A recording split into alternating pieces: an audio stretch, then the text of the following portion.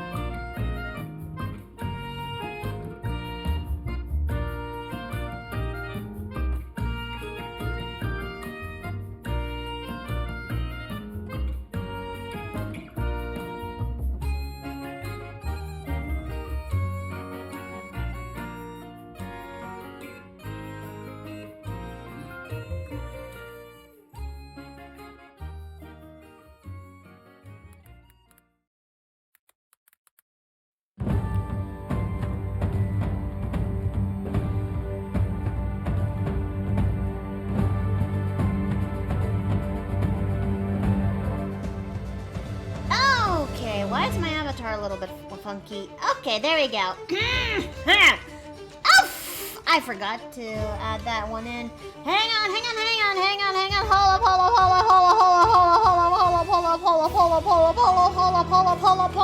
Hold up. Hold it a second, holy shit! Okay, hold on. There we go. Okay. Woo! Nothing to see here, chat. Okay. How's it, everybody? Welcome back into the Paper Plane Inn. I'm Mikota Nui, and thank you guys for coming by for today's art stream. And thank you guys for coming by here again, period. So how is everyone doing? Oh, hey there, Afton. I forgot to take you out from the key rack. Let me just get you out of there, and there you go. You're finally done. Here you go. There you go. Thank you. There you go. I was just gonna say, did you not take me off after I left? Or no, I haven't. We were so I was so neck deep in hunting that, I forgot how to put you, I forgot how to put you back down. That's perfectly alright, although I'm not gonna have my feet on the ground for long. Yep, there you go. Step that. Oh, there you go. Barrel is done. I hate you, dog. You should know this by now. He does this to me every time, and it annoys me. There you go. He's now back up there. I hate you so much, Briar.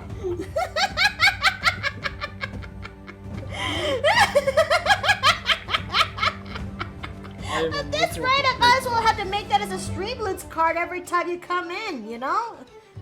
What, just me hanging off the key rack? Pretty much! Okay, where's my podium? Ah, there it is. He's saying, just let me know if this joke gets annoying. It's not annoying, it's just... it just happens so often that... I might as well just make a shelf up here. Well, ever since the house gremlin once upon a time put you up there for the sake of shits and giggles, it kind of stuck to chat, don't you know? Yes, and it has kind of become a bit of a reputation in this server. I mean, would you rather be eaten across the room or getting stuck into the jar? Well, the jar is alright, I like being in the jar, it's just... I'm pretty sure this joke happened because I'm a deer, and some of you are from Texas. Ah, yeah! California! This is the closest thing they could actually hang a deer up on the wall anyway. Urgh. Why do you make me suffer? Why do you make me suffer? I don't know, but yeah, okay, so yeah, thank you guys for coming by for today's stream, and shenanigans aside, it is finally time for us to make use of this Thursday, where we finally get to working on the second prize lineup of the Date Me OC auction. And, alright Golem, you can now switch gears to tavern music. Thank you. Alright. And you guys, now, you guys had actually got to see the final product when it comes to the Myra, prize auction. And now it's time for us to work on prize number 2. Let's see. How are you on this fine day, Mickey? I'm doing okay. I woke up extra early today because I had to, make sure to let the plumber in actually do his thing when it comes to the garage work. But other than that, I'm doing okay. I'm doing all right. Maybe after this, I should actually make myself some lemon water to give me some level of extra energy.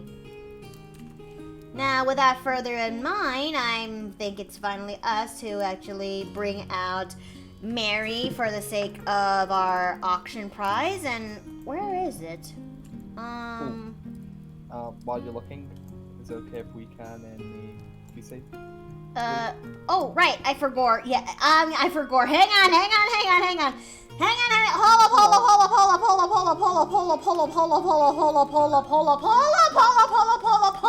up. Okay, there we go. Okay. Okie dokie Loki. Remain calm. I can't. It's kind of hard for me to. You know me. if things go awry, I run around like a chicken lost its head. You mean it's just a headless chicken? Pretty much. The point still stands. But yeah, hello there, hello there, Apollo Knight. Welcome back into the inn. I'm doing okay. So yeah, now it's finally us who actually work on our prize that is for the Date Me OC auction, which we finally got to work on making Myra. Now it's time for us to work on our second prize, which is Mary, featuring her with her date. Aww, this piece is so cute. I mean, I can't say I blame Beowulf for his choice. I mean, it is a really cute piece. I guess that's where the feathers come from. Yeah, something like that. Yeah. I still hear a goose. Is that goose okay? Anyways, I gotta go and do, without further ado, I think it's finally, I've actually managed to make time to do some level of polishing when it comes to this, sketch, Bruh. but, what, hold up, yeah, what, I can't even English. What is it, Rachel? Oh, hey there, Jay, what's up? Hey guys, just some lunch. I decided to take the day off to practice some self-care. You know, fair enough, but, if it becomes a bit much, let us know, okay? Thank you. You're very welcome. Just saying hi, Mikado. Of course you would. Okay, and Arashi says hi to you, Jay. Hey Rashi, how you doing, man? So, let's see. We're gonna increase the, size of this canvas because I like to operate on a much bigger canvas for my work. You guys should see Daisy right now. She's nipping at my heels trying to get my pizza slice. Aww. Aww. Doggo. Yes, wholesome doggo. She is a wholesome pupper. Yep, there she is. I've got the camera on so you guys can see her. You guys on the stream probably can't though. She's so tiny. Let me see if I can. I don't know how am I gonna make this thing work. Oh, hold on. Oh yeah, there she is. Sorry, Chad, I can't really I don't know how to actually show this, but I'm currently seeing Jay's puppy right now in the camp. In fact, I think I have an idea. Oh, is she wearing a harness right now? Yeah, she is. I'm guessing you're going to take her on a walk shortly?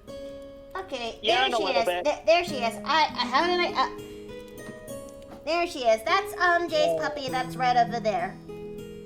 Yep, that's Daisy Ann. Oh my lord, I want to try and crawl through this computer and give them a fuss. It just looks so. I don't like barking at you.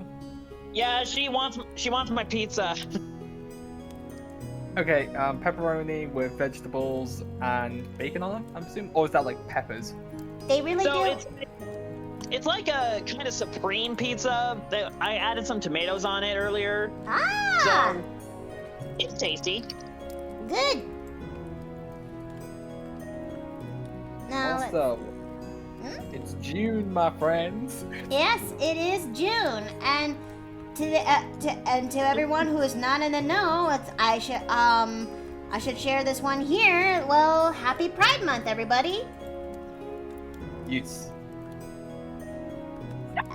I will say this for those that I said this before in my tweet, and I'm actually gonna say this again here into my Twitch.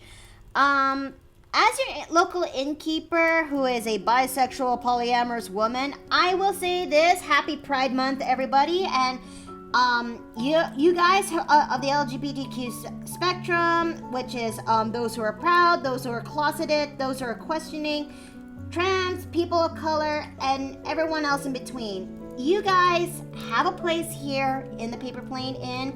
This is a safe and inclusive place for you guys to be here. All right? I'm gonna do some level of Pride art later down the line, as well as showcasing some old ones that I managed to make back in the past.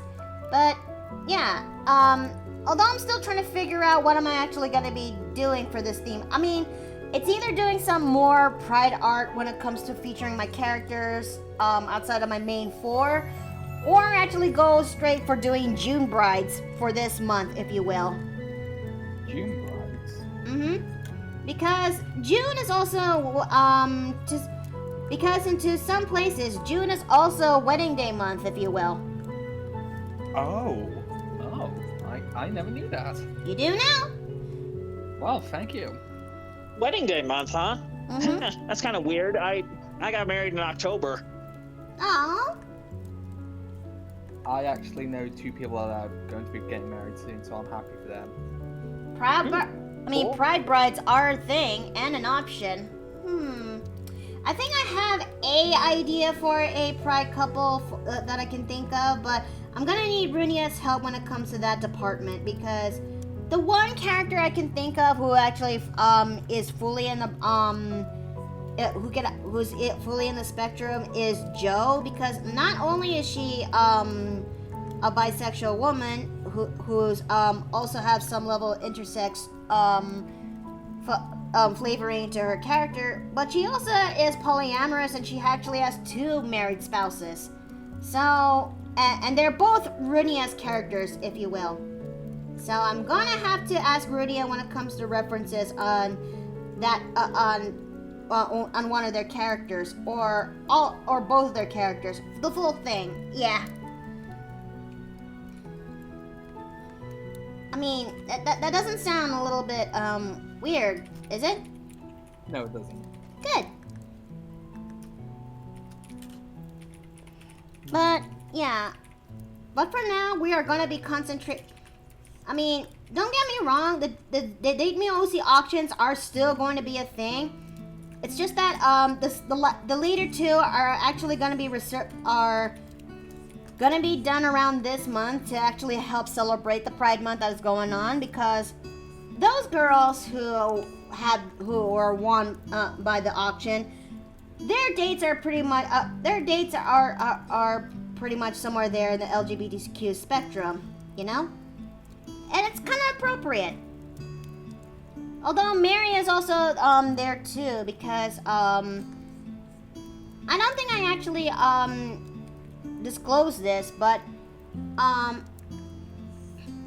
if I actually were to actually do a lineup of drawing more of my characters in to represent the for Pride Month, Mary's case is that she is she is demisexual, just like I said before. Yep. So yeah, and for and like take the example for the characters that I feature for for this year's Date Me OC auction, that they when it comes I think I said this thing before, but I'll say this again in case if I forgot. Violet is actually bisexual. So is Myra, and Mary is demisexual, and Alve is transgender with pansexual, and is also pansexual too. Yep. Remind me, which one is demisexual again? Demisexual is oh yes. Oh, sorry. You carry on. Demisexual is part of the ace spectrum, where it requires they only start feeling physical attraction once they form an emotional bond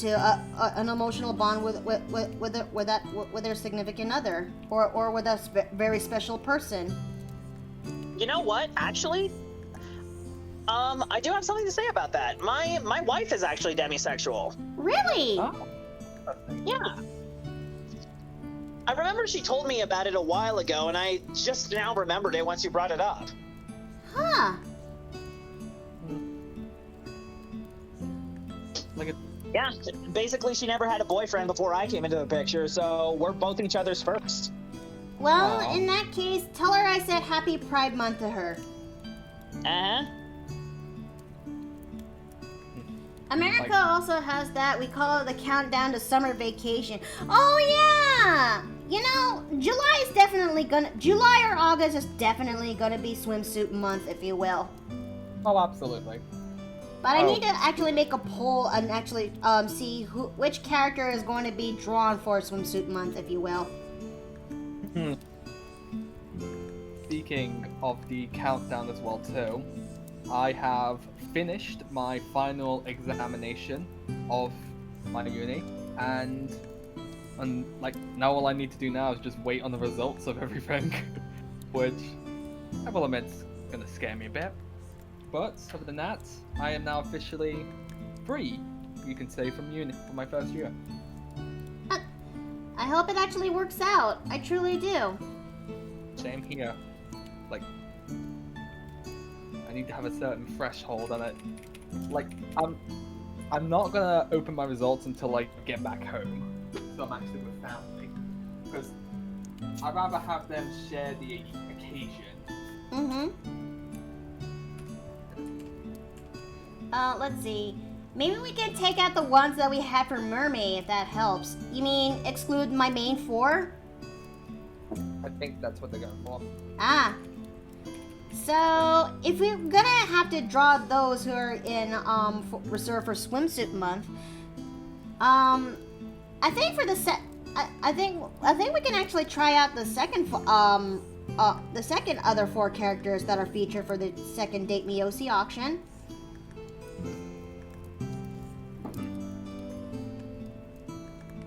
Wait, don't you have like a? I would say, do you have like a third batch coming up soon? Third batch? I just presumed you had the third batch. Yeah, I don't sweat about that. Okay. Eh. You got your shiny now. Oh, that's really good news, Wild. Congratulations. What's this fast shiny?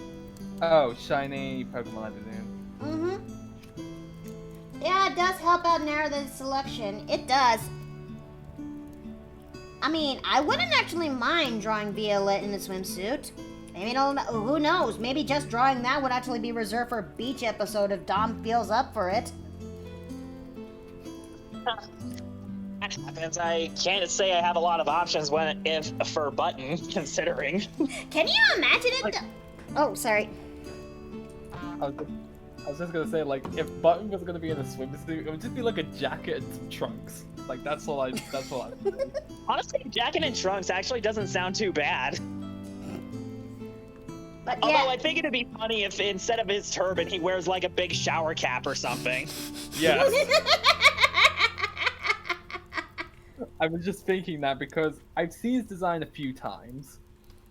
So we're like, you know what, let's just see how hilarious he could look with it. I mean, just imagine like he's this toad from the desert. He just has this big lacy shower cap on him. I think it'd be very funny. It just looks hilarious in the idea. Let's see. Under the odds of 305 eggs. Oh, wow, that's a lot of eggs. Bro, you've been busy.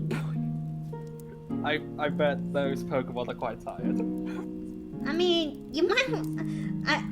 I mean, congratulations again for finally getting yourself a shiny. I mean, shinies are not easy to get. A beach episode in the campaign sounds fun. I mean, can you Did I ever tell you guys about the shiny that got away from me? Wait, which shiny? Which shiny is this? So here's the thing. This was back during my days of Heart Gold and Soul Silver, right? Mm-hmm. Ah, yes. Here's the thing. This was at the very beginning of the game where you were delivering that package for Mr. Pokemon, and you had 0 Pokeballs. And I encountered a shiny Caterpie, and I could not catch it. Oh no! So bad. Oh. That is so bad. Oh, that Yep. sounds... To this day, I am still salty about it. Oh, feel like you're dude, that is so. Oh man. Although, here's a question. Yeah. Do you remember what their first shiny Pokemon was? Oh, I know what my first was. It was okay, so we're not counting Red Gyarados, right? No. No, we're not counting that. That's an exception to the rule. I mean. Yeah, okay. My first shiny Piloswine. I'm really annoyed now because Piloswine's one of my favorites. I think mine was a shiny Badoo or a shiny Roselia. Bidoof. No, Badoo as in the baby version of Roselia, if you will. Do you guys remember what a Roselia is? Do you guys don't know what a Roselia looks like? Oh no, I know what one looks like. Oh, okay, hold on. I have not kept up with Pokemon since first gen. Roselia This is third gen, so this is outrageous. Okay, I'm gonna do something real. I'm gonna work with this justice real fast. You seem to have forgotten. I had to wait until I was like 30 years old before I beat Pokemon Yellow. There we go. These little guys. I really want to get a shiny Roselia because I like for a flower-based Pokemon, I do like Roserade. Roserade is pretty cool. Yeah, no kidding. But yeah, that Roselia is pretty much I think it's one of my very first shiny Pokemon. It's not the first, but it's one of one of my many first. I think another one that I got once upon a time was a shiny Flabébé, or was it a white flowered Flabébé? And that too is also stupidly rare. Dang. That's actually quite good for a rare Pokemon. First shiny on my end, shiny Bronzong. Ooh, Bronzong. Like, it's one of those Pokemon which I would take for granted, but as I have gone into as I grew up, my first games were like Generation 4. I've learned to love it. Bronzong's a very interesting Pokemon. Shiny Drowsy in Generation 2 as your first shiny. Oh, yeah. Like, isn't there like a, isn't it like a, I forget what it is. Isn't there like some lore about shiny Pokemon saying that they're like it's almost like a genetic mutation that happens with them, or some type of radio signal that happened with Team Rocket? Well, I mean, the Team Rocket thing was what happened with the Red Gyarados. Yeah, they basically forced the Magikarp to evolve, and it kept its red scales because it didn't evolve properly. That's how it happened at the Lake of Rage. Well, that could. Oh, so that's why it's. So that's why it's red. Yeah, that's why it's not considered a true shiny Pokemon, because it wasn't born that way. Although, it is actually one of those interesting things. Like, they've kind of made shiny Pokemon a lot more. I wouldn't say rare, but I would say like a rare uncommon.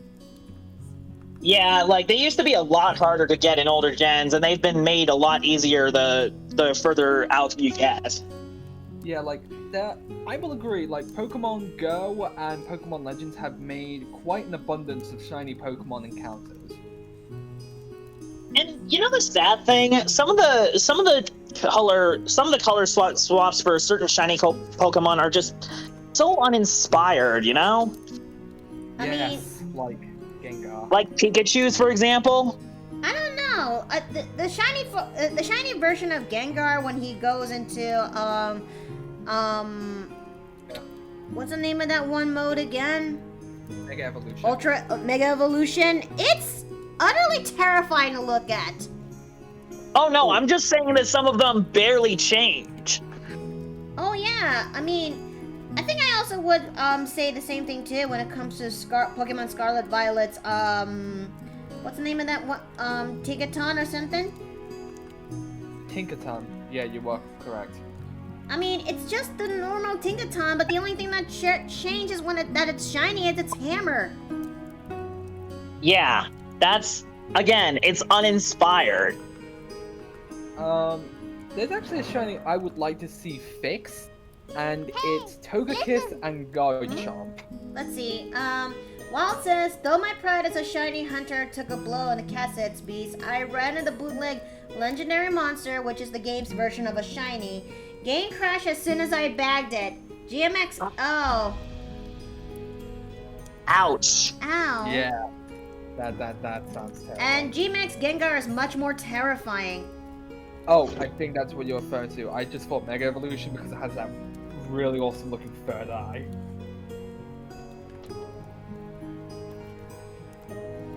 That's because Tinkaton's hammer is made by shiny Corviknight pieces. Well, that may be true, but I just wish that the actual Pokemon itself would also be reflect its shiny nature too. Yeah, again, like I said, uninspired. Back to my thing. Let's see. Like, does anyone agree that Garchomp's shiny should be like a blood red? What? Yeah, absolutely.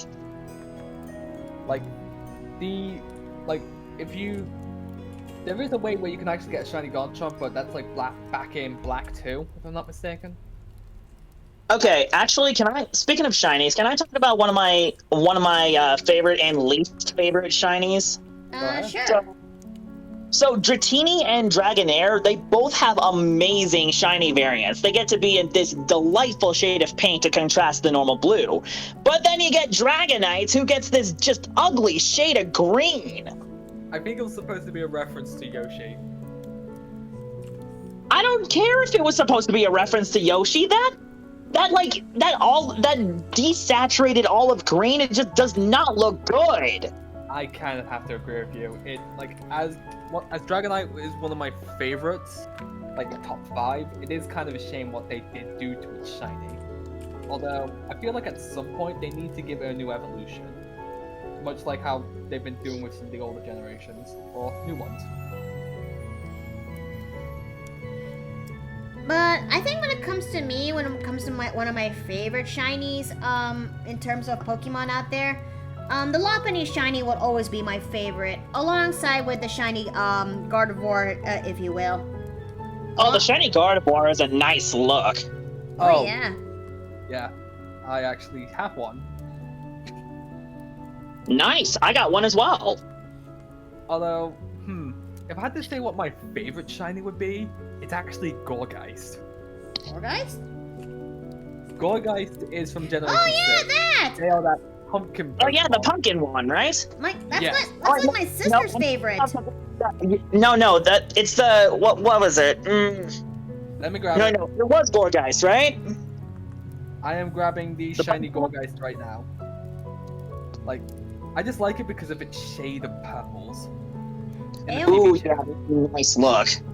Anyone know how rare a shiny... Wild says, anyone know how rare a shiny female evolution is? Ooh. That's quite a rare one because, if I'm not mistaken, the Eevee, diversity between male and female is like 85 to 15. Like, why does it have to be, I mean, I think when it comes to, that kind of, ratio, when it comes to the species ratio, I kind of find that a little bit bullshit. Yeah. No, I agree with you on that. It should be 50-50, or, or whatever. Yeah. But Salamence, I can actually, would see why, but, bro, but for the Eevee, though, can't you just make it a little bit easier for folks and make it 50-50 instead of, like, Yeah, especially with the secondary mascot. I mean... Also, hello, Phil. Hello. Oh, hi, Phil. Hi. I have been the most productive I have ever been today than I have in a long time. You taking a break?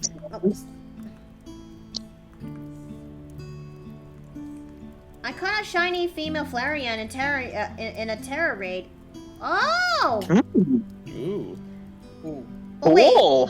What does a Flareon's shiny form look like? Let me check. I'm gonna grab it. I think it was yellow. Yeah, it's more like a topaz type coloration. Yeah, again, this is Gen 1, so the shiny variants are like slightly different colors than the original. Yeah. I mean, then again, I think out of the entirety of Gen 1, Charizard probably has the best shiny variant. Yeah. Especially when it comes to Pokemon X and Y back in the day, that when he actually goes into his Mega Evolution form and it's a black one, like holy shit, that is whoever made the character design for that, I give them a good gold star for that, you know? I see it as Mega Charizard X has the better looks, but Better Charizard Y is more competitively viable. Oh yeah, I forget that you're a little bit more better. Oh yeah, Salazzle, yeah, that's what I was actually talking about. Yeah. Salazzle. Yes, Salazzle's. Yeah, the gender on that one. But yeah, Mega Charizard Y is better because Fire Flying has better type coverage and its ability sets up Sunny Day. Which makes it quite good for grass type users, especially those that use something like Solar Beam and Solar. Well, not just that, it just gives a flat out power up to fire moves while decreasing the power of water moves. Not to mention, if you teach your Charizard Solar Beam, it would get to use it right away. Absolutely. Be super effective against water types. That's kind of that was kind of a headache I had when I was battling Leon back in Sword and Shield. Ooh, actually, why don't we tie this into like characters and such? What from like certain OCs and such, if they were in the Pokemon world, what would they have on their team? Like just like Ooh. either one. I know for sure, certain that Nessa would definitely have some sort of bear team, if you will, because my girl bears are pretty much Nessa's theme animal if I need to be. So an Ursaring or Teddiursa is definitely gonna be up there, alongside with the bear ice monster, Beartic. the bear tick, and And Goro. Yep. Yeah, they're the main bears. Where is it? I know there's a design out there with those three in the We Bear Bear stack. Yes. Let me see if I can find that. It's actually a really good. It's a good joke. It is. Okay, hold on. Okay, I've got one for for most of my Agency of Magic cast. Okay, for Peter Tremaine, I had him specialize in fire, fighting, and ground types, and I gave him a Charizard, Arcanine, Lucario, Gallade, a Sandslash, and Onix. Let's see. Although I still need to figure out what more when it comes to Nessa. Otherwise, she might end up specializing a little bit more in the normal types, if you will. I don't know. I still need to figure that one out. Dione definitely is a grass type user, if you will. So Serena is also among the list of the Pokemon that is in her inventory. And Mary, straight, oddly enough, poison type, if you will. But she still uses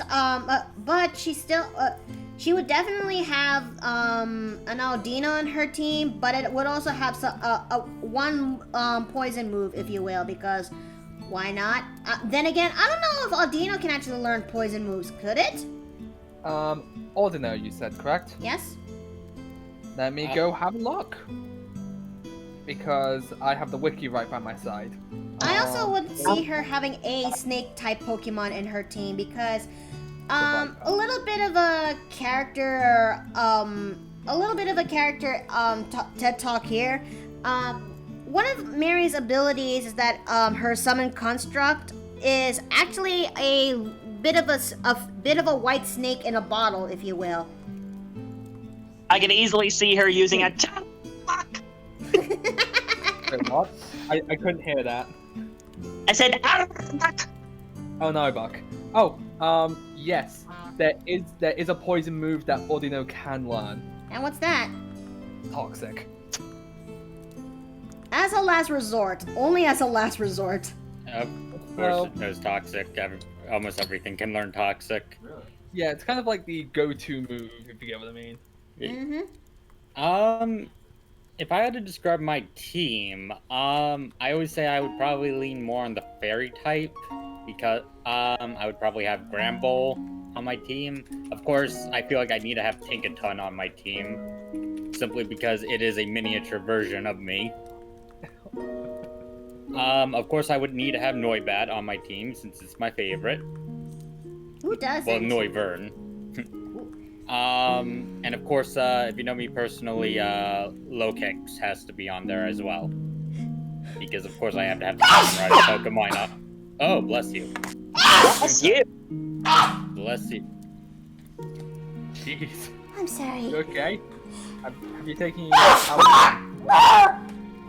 You take your Allegra today. I didn't get Allegra. I should have done that. I didn't do the thing. You did not. You need to do the thing before stream, Mickey. I'm sorry. Make sure no brains came out during that. Yeah, it sounded like you just did this. She violently attempted to eject the gremlin. Yes. Okay, I did not lose a brain cell from that sneeze. I'm fine. But, It's okay. Yeah. But Yeah, I think probably Marwile would probably be my another choice since it was my favorite before Gen 6. yeah, like. Okay, good. I'm going into a tunnel to actually get myself Allegra in my system. So I'll see you guys in a moment. Oh no. Oh boy. You said like Marwile's actually a pretty good pick because Marwile back in Gen 6 was very viable for. It was viable because its Mega Evolution had huge power as an ability, Yeah, which made it quite powerful. and not to mention. You know one of my favorite Pokemon? Yeah. I love Aegislash. Yes, Eh, that is a really cool one. not my. cup of tea, Aegislash is but- just a really cool concept. Like, I love the idea of a ghost sword Pokemon, but it also comes with a shield. And also its tactics are really clever too, since Absolutely. King Shield's a really nice strategy. Where's my head? Where's my Allegra? Where did it go? I would say if you wanted to say what my team would specialize in, like even though I'm a druid, ice and ground types. So Mamoswine would probably be your ace. Oh, absolutely, it's gonna be the ace. Like Mamoswine, both to me, IRL, and to Afton would make a lot of sense because I'm actually quite fascinated by the concept Ow. of Mammoth. Yeah. I'm kind of upset we didn't get a Mamoswine Paradox Pokemon. I know, but they gave us great stuff. medicine. Okay. Hey, what are you doing? Gremlin, what are you doing? She's trying to get her medicine. She needs medicine before she can cause chaos. Fair point. Like, I just couldn't hear it. I would say another Pokemon. It's gonna sound like a weird pick, but Mandibuzz. No, Yeah. that I can totally see. Wait, really? Hold on, I forget what Magnabuzz is. Mandibuzz is the Gen 5. It's like Well, the sneeze in bird the duo. Do not sneeze on there. I only promised to try. House Gremlin needs her brain cells back. Just bear with me. Let me just get the image for you, my friend. Oh, I see. It's the Condor. Yes. Well, actually, the Vulture. Oh yeah.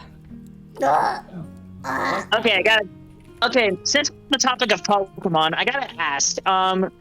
What's your favorite design? Which out of all the generation of trainers, which generation had your favorite design for like the main kit for like the player characters? Oh, personally speaking, Gen 5. Like honestly, all four honestly, of them, yeah. Black and White had some really fantastic designs. Not gonna lie. Not just like in the trainers, just like overall, it had an amazing art to it. Yes. Oh yeah, the art direction was fantastic. House Gremlin is more into classic, so House Gremlin likes classic fire red leaf green design. Fair. Oh, I love the Gen 1 redesigns. Those were great. Yes. If we're talking about purely Pokemon designs, I think we peaked at Gen 6. I agree with you on that one. I think Gen 6 was when we got some. Oh, sorry. I personally think we peaked at Gen 5, but that's a topic for another day. A lot of people I'm not gonna say you're wrong in that. Gen 5 had some pretty banger Pokemon, but I think Gen 6, because, like I said, that's a Gen Noivern came out, but it was also Gourgeist and whatchamacallit, the solar powered one. Solar powered one, correct? Yeah. Heliotile. Yes, I do like Heliotile. House Gremlin and Innkeeper are actually very, very biased. Gen 7 because we live in Hawaii. Yeah, know what? Also fair. I mean, Gen 7 also gave us... I want to have palasadas again. Oh, I want to have palasadas again. Oh,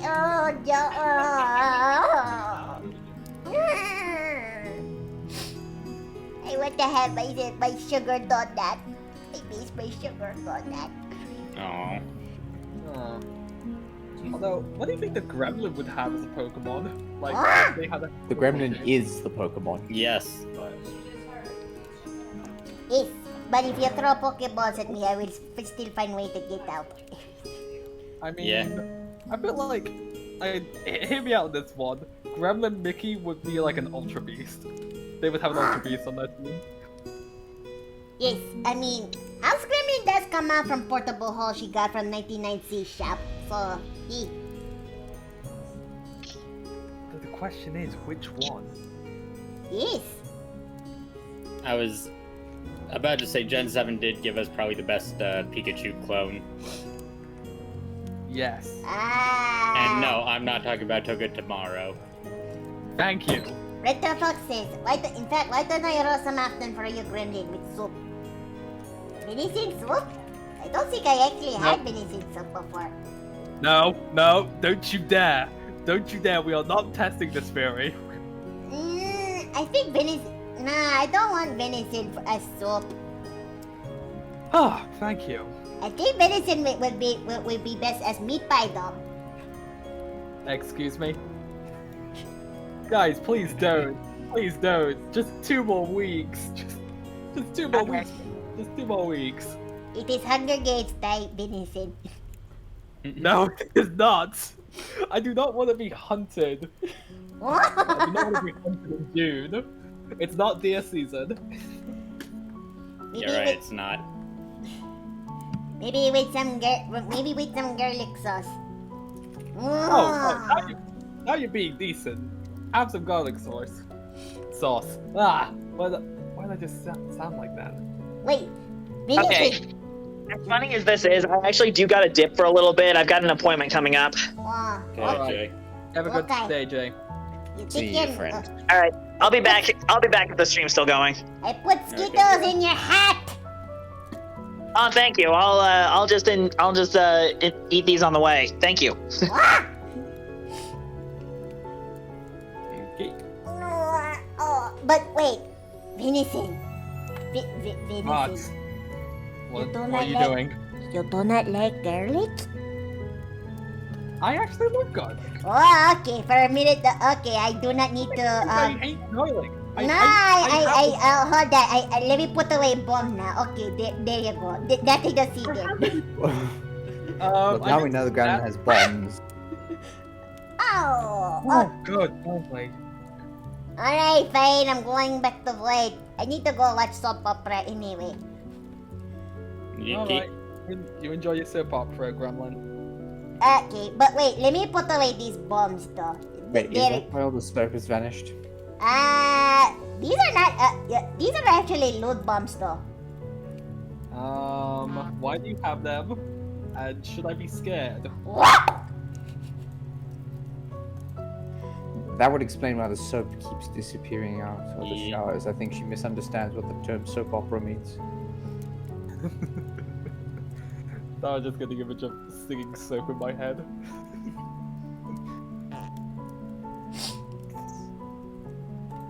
Okay, now I'm back. Yeah, that. At least your hats don't get stolen by mine. Oh dear. And there she goes. There she goes. Okay. Oh lord. I think I don't know where in the flying handbasket did I put the Allegra at, and I should have actually put it in someplace where I can find it.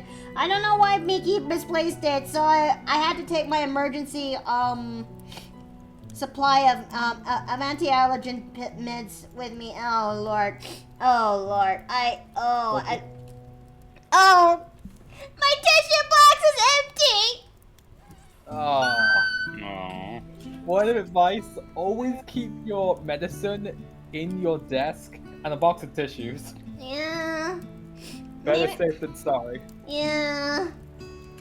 I don't know why this has been a thing, but maybe when I was a young ass kid, I think I had a bit of a normal. I think I'm kind of normal in that department. And maybe somewhere, it's just that somewhere later in my life, I'm starting to be a little bit more, well, sniffly, if you will. I think I may have inherited my mother's dust allergies or some shit. Well, it's coming to summer, isn't it? Have you been, like, would you say it gets worse in the summer or worse in the spring? I cannot tell because I'm usually, sniffly all the time, so so whatever that happens, I always make sure I stock up on either paper towels, or I would either stock up when it comes to Kleenex or paper tissue box. Worst case scenario, if I'm all out of that, I will just have a towel on my bedside that I can easily grab in and blow my brain cells out in order to get it out of my system.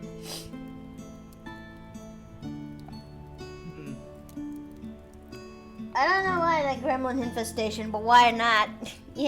I mean, look, as long as you don't, we're trying our best to make sure that thing doesn't happen again, because, I don't know, the last time she actually tried putting soup into, we're trying our best to make sure that the house gremlin doesn't go absolutely apeshit nuts, such as the one time we actually caught her, as she admitted it, spitting, that she spat on the soup, and there was a case that one or two members of the inn actually contracted that a bit, and we tried our damnedest to stamp that out. Oh, it was so painful when that happened. It really was. I still smell the burning bark. Okay, now let me go and bring out the client's bow for Mary. I am just happy my Hellborn anatomy was able to combat whatever the gremlin had. It's not just. My I think I just don't know how this house gremlin reproduce, and I am afeared to find out. They reproduce. I would just say the best thing we should do is, if we find anything that looks like eggs, spores, or mold, burn it. Yep. Okay. Or if we notice something normal out of place, just like, thankfully it won't be the mimics, because the mimics are actually okay, and I know which mimic is, and I know what a mimic is in this very room is. I don't know. Steve is still peeved about mimics ever since the house gremlin brought them into the inn one time, and they had to disguise themselves as toilet paper mimics. Damn, do you know how long it took Steve for him to get all of them out? No. Oh, jeez. Relax. These mimics are in this very ballroom at the moment. I strictly just placed them here as security. Okay, I'm gonna lay down later, everyone. Okay, well, thank you for coming by into the inn. Rest well, okay? I'm actually gonna dip out early too. Oh, okay. Yep. Nice catching up with you guys. Nice catching And up with it you. would- And talk. Oh, Afton, I was meaning to ask. Did you get in contact with your DM about the whole filling in? Oh, for Saturday. Yeah. From what I know, just from my time, it's till like 7 p.m. till 10. But my time is like, you Yeah.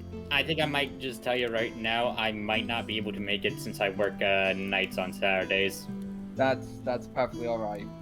Yeah. I really want to be a part of it, but work and all of that. Wait, can you send me over your time zone and I can convert it and see what that results in?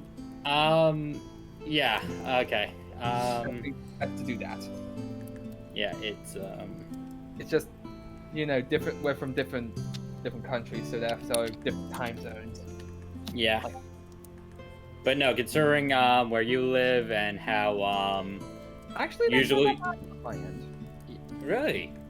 Yeah. Nah, because just letting you know, I don't get out of work till like 9 o'clock at night. Oh, That's- man. Oh, wow. Why? That's a mood on itself, and I relate to that very heavily. Yeah. You're around. I think. Let me just from what it says, you're Eastern Standard is like 5 hours behind me. Okay. So For behind. me, for Yeah, you, that would be like 2 o'clock in the morning by you. Oh, If I- yeah. Okay, If sorry. I get out at 9, it would be around 2 o'clock in the morning. Yeah. So I think. Yeah, it won't work out at all Nah, that's a shame. because I'd rather not do it. Have a D&D session before work. Because that would involve me having to leave early. In some cases, it should be going along. No. I'm just kind of looking. Did I say forward or behind? Behind. What time is it right for you right now? Like for me, it's like It's 9. 4. It's like 4 o'clock. 4 p.m. Yes, 4 4 p.m. Let's see. For my case, it's Should be it's 3. 3 o'clock here on my end. Let me do a conversion. I'll do a conversion in our DM so we can sort that out later. Yeah, but yeah, I just wanted to get some whatchamacallit back on that. All right, that's perfectly all right. Thank you, Phil. Yeah. But yeah, I'm going to see you guys. Hi, Steve. Yeah. Bye, Steve. Okay, take care, Phil. Will do. You guys do the same. Oh, by the way, Bearwald, if you're currently still here into the chat, I'm gonna give this guy just the shirt, just the inner shirt that is in this outfit right here to match this one, because I'm given that this is just a chill date, might as well just reflect on something like that, you know? But I actually truly love this suggestion. Love this suggestion for this prize. That that when it comes to just chilling underneath the blanket together and snuggled up to each other, I won't lie. As a romantic, I won't lie. As a romantic with something this simple like this, I absolutely love this. And also, hi there, honey.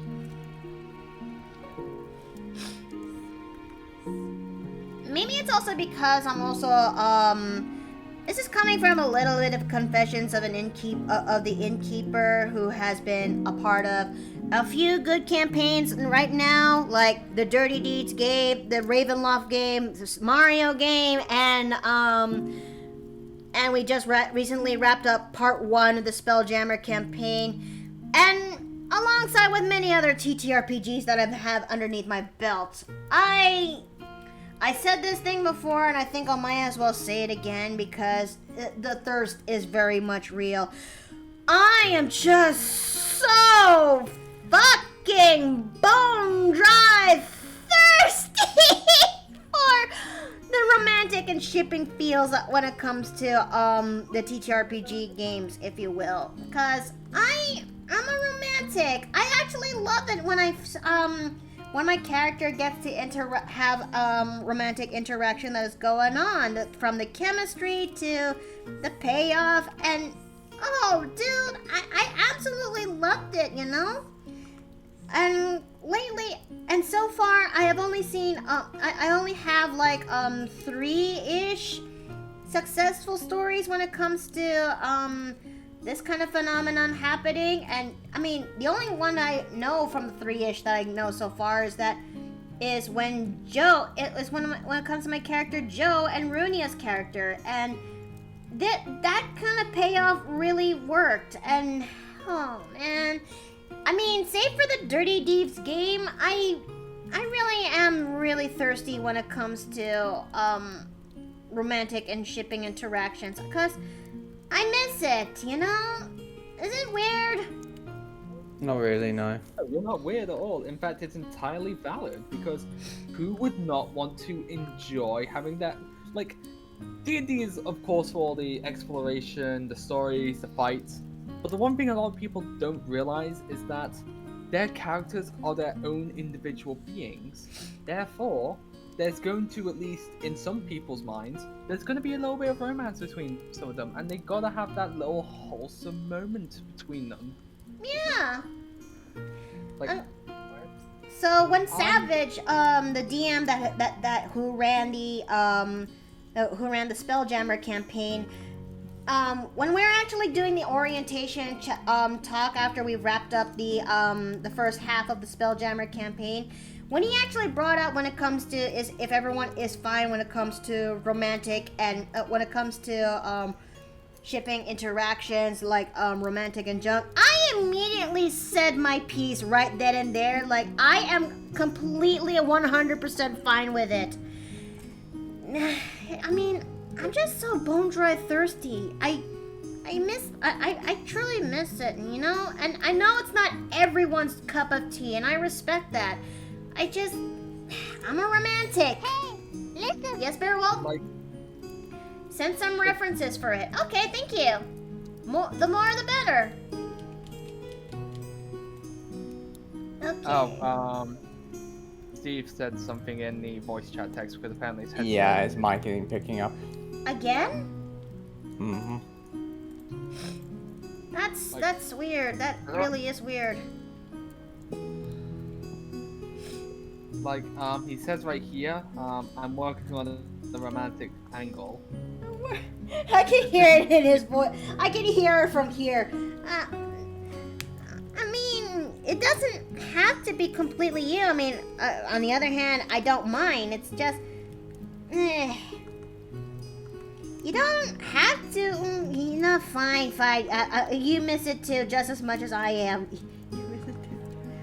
Although there's one thing I would say, like, I have not, when it comes to campaigns I've been in, I haven't actually had that aspect of romance, and it's one of those things I would really like to see happen for a character of mine.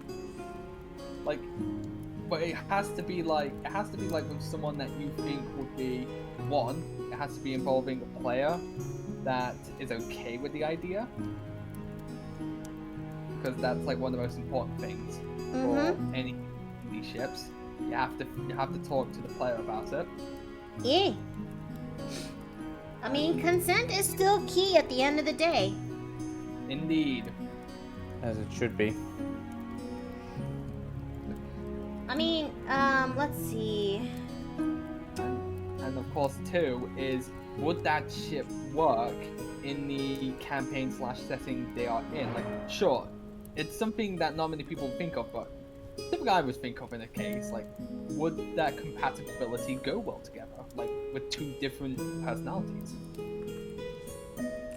I think when it comes to, I think it also depends too from character to character. Like, take Mary for a bit of an example. Mary is this soft-spoken, timid,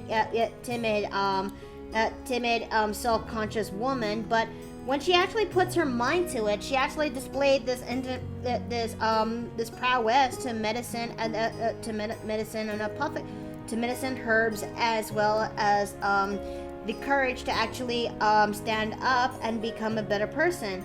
And it was actually thanks to this campaign, to the Spelljammer game, that I was able to exert that.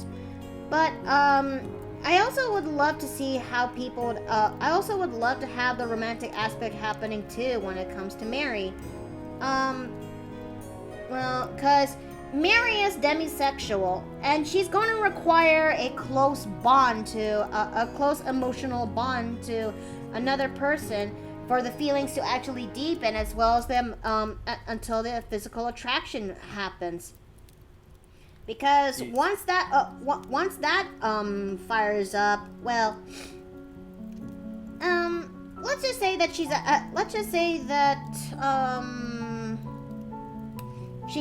can be quite loyal to that significant other, I guess. Is that the right way to actually say this? That's the best way to say it. But what do you guys think? Sure. I had to step away from the headset. What was the question? When it comes to Mary, it also doesn't help that if she wants that she would absolutely love the person even more, that they would actually see Mary pass the scales, and I mean, it's one thing that she would love to have friends, but okay, I can't even brain. Okay, I think the best way to actually say this is that she just wants someone to actually love her for who she is, as well as accept her despite her apparent deformity. I mean, this also extends to Violette too, as well. Oh, no, carry on. No, you go. I was just going to say, like, when it comes to Mary, like, she is possibly, like, for all the characters, like, it makes sense why she's so worried about, like, with how she is, because she has been, would you say, ostracized for the whole being part Yuan-Ti thing, or? She is ostracized in her village for being born with Yuan-Ti pureblood scales, and the village or the little town that she's from is still recovering from the many decades of terror that beholds in the hands of Yuan-Ti purebloods, if you will. Yeah, like, the thing about a lot of people, like, it's something that people need to think on more, is blame the actions of the person and not those that may have associated with them, essentially. Like, Mary is essentially I wouldn't say they are not responsible for anything that has happened to them, and they are only it's kind of like a sins of their father type situation. You get what I mean with that village? Yes, it is. Like, personally, she is possibly one of the more unique characters out there, as Yuan-Tis are a very rare race to represent in D&D. Like, I don't see them that's some of the rarer races I've seen in games. Like, don't get me wrong, I've played my fair share of Yuan-Tis, but it's just because of their lore. Like, in their lore in D&D in general, they are quite evil, they're quite problematic, the best way I could say it, and most of all, they're just general assholes that are emotionless. Oh, definitely. Like, when it comes to, like, ideas of making those, like, people that are either related to them, like, very human-like, it makes them like, and also the scales are absolutely brilliant as well too. Like, Mary as a person does not deserve the type of BS she has, because yeah, she can feel uncomfortable about it. She can feel all of that, but here's the thing, that's just in one place. Huh? Honey? Are you finally getting it to work? No, I had to turn off my headset. Good. Ah. Oh. So yeah, I Hi. Hello. Apologies for the voice every time. Poor thing. If Herbie took But, all the glasses, it'll be hanging from the shirt's collar. Okay. But yes, carry on, honey. But I ordered some flea spray today. Oh. It should be coming by, well, on Amazon. How soon is it gonna be arriving? Today. Today? Mm-hmm. Oh. I ordered it today and more than $35, same day shipping. Okay. Oh, how much? Okay. How much damage did I got from that? 3 out of the D4. Yep, that hurts. What? Oh, no. D4? I just got 3 from a D4 cringe damage. Oh. Why cringe? I mean, I'm getting us. I think monetary cringe. Yeah. But then again, this is kind of. I'm sure this will be worth it. And before I go, put my own 2 cents into Mary. Mm-hmm. She was someone who was hurt by the world that she was a part of. And yet, in spite of that, she was shown love by those who raised her. So she knows what true love is and just how rare it can be. So she wants to take where she can find it. And when she does find it, she's going to hold on to that shit like it's gold. Yep.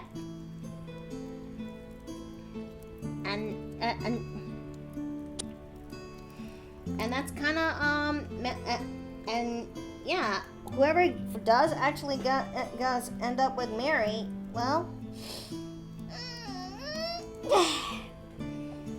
I hope that they're actually very lucky to have that, you know?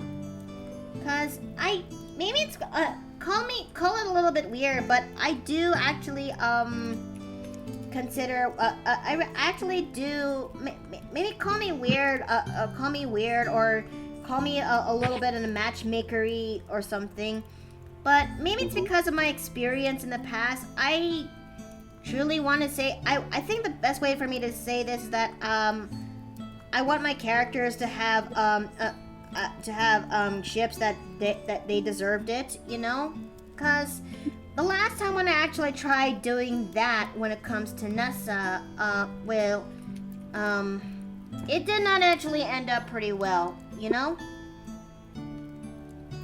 Because, the first time I actually did consider having, I actually did consider, a significant other for Nessa, turns out I'm not really that person's choice.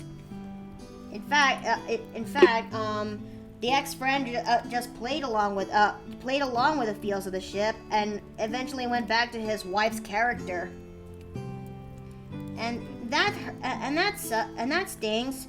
And I thought I could try a year or so later. I thought I could actually try again with this other character of his. Sure, it's a little bit in the controversial end, but in my mind, I thought I could actually make it work. And then it also didn't too. So, hence why I became a little bit more cautious when it comes to shipping my characters out with other people's characters. Cause that's also another thing that made me a little bit hesitant when it comes to shipping, despite my bone dry thirsty for romance. I think at the end of the day, I'm just hurt from getting, I'm just worried of getting hurt again. Cause in my mind's eye, I know my characters deserve better. They do. Like, it's kind of one of those things where sometimes, like, you really want to ship your characters with other people, but it's just sometimes you don't think it will work, or if that person you were considering has already got someone. It also doesn't help that what doesn't make it, that made me a little bit hesitant on that is the flip-flopping, if you will. Oh, thank you for the head pet, Bearwold, and thanks for the hydrate. I'm gonna go redeem those real quick. Let me explain once I had my drink. Yeah. Unfortunately, this is where I gotta go because I have to get back. Okay, honey, you at least take care, okay? You have a good day, mate. Aw. Love you, honey. Look at this. After this week is done, I'm probably going to be coming to work on Saturday, but I think I'm just going to be completely tapped.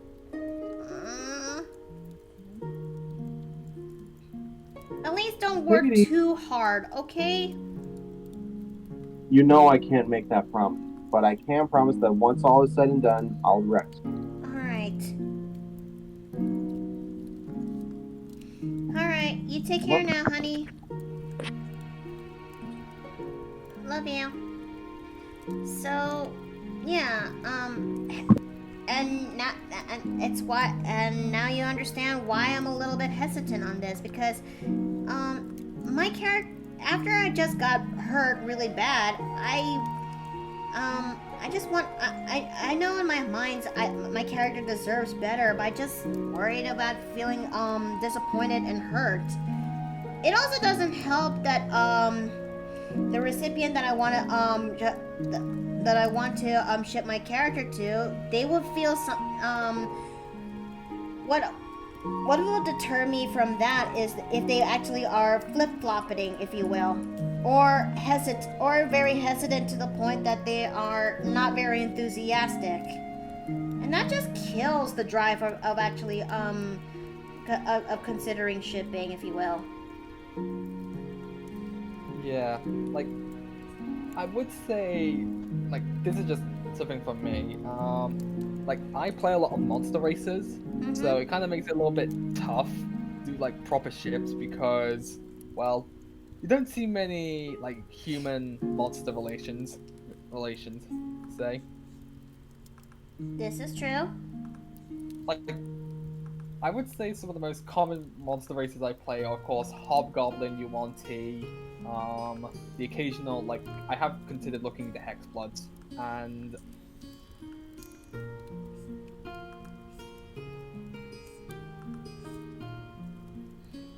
yeah, it's quite tough. I'm sure that with the right type of chemistry I'm sure with the right type of chemistry and banter that is between two characters, it can actually work. But what do you think, chat? That would definitely work. Because at the end of the day, it's not just consent that is also a bit key. Another thing that could actually make ships work is the chemistry that is between two characters, if you will. Mm-hmm. Yep, that's a definite. You can't just throw it in like that. You gotta work up for it. I mean, I would love, but yeah, I'll say this again. I would love to actually experience the feels of shipping again, but I'm just more worried on the idea that, well, I'll getting hurt again, and two, that the other party is not really okay with this, if you will.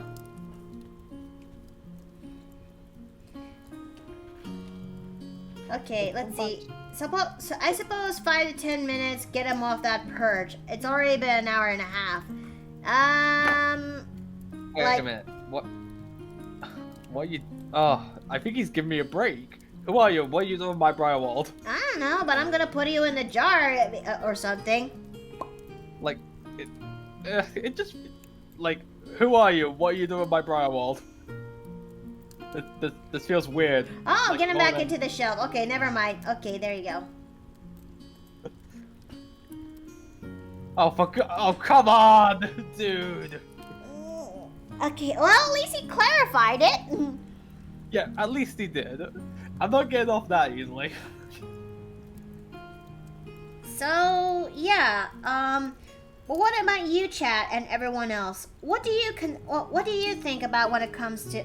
How do you feel when it comes to the romantic aspect when it comes to the TTRPG section? Are you okay with it? Are you not okay with it? Do you prefer combat over social role playing? I've always been more of a role player, mainly because I've never found a good flow in combat.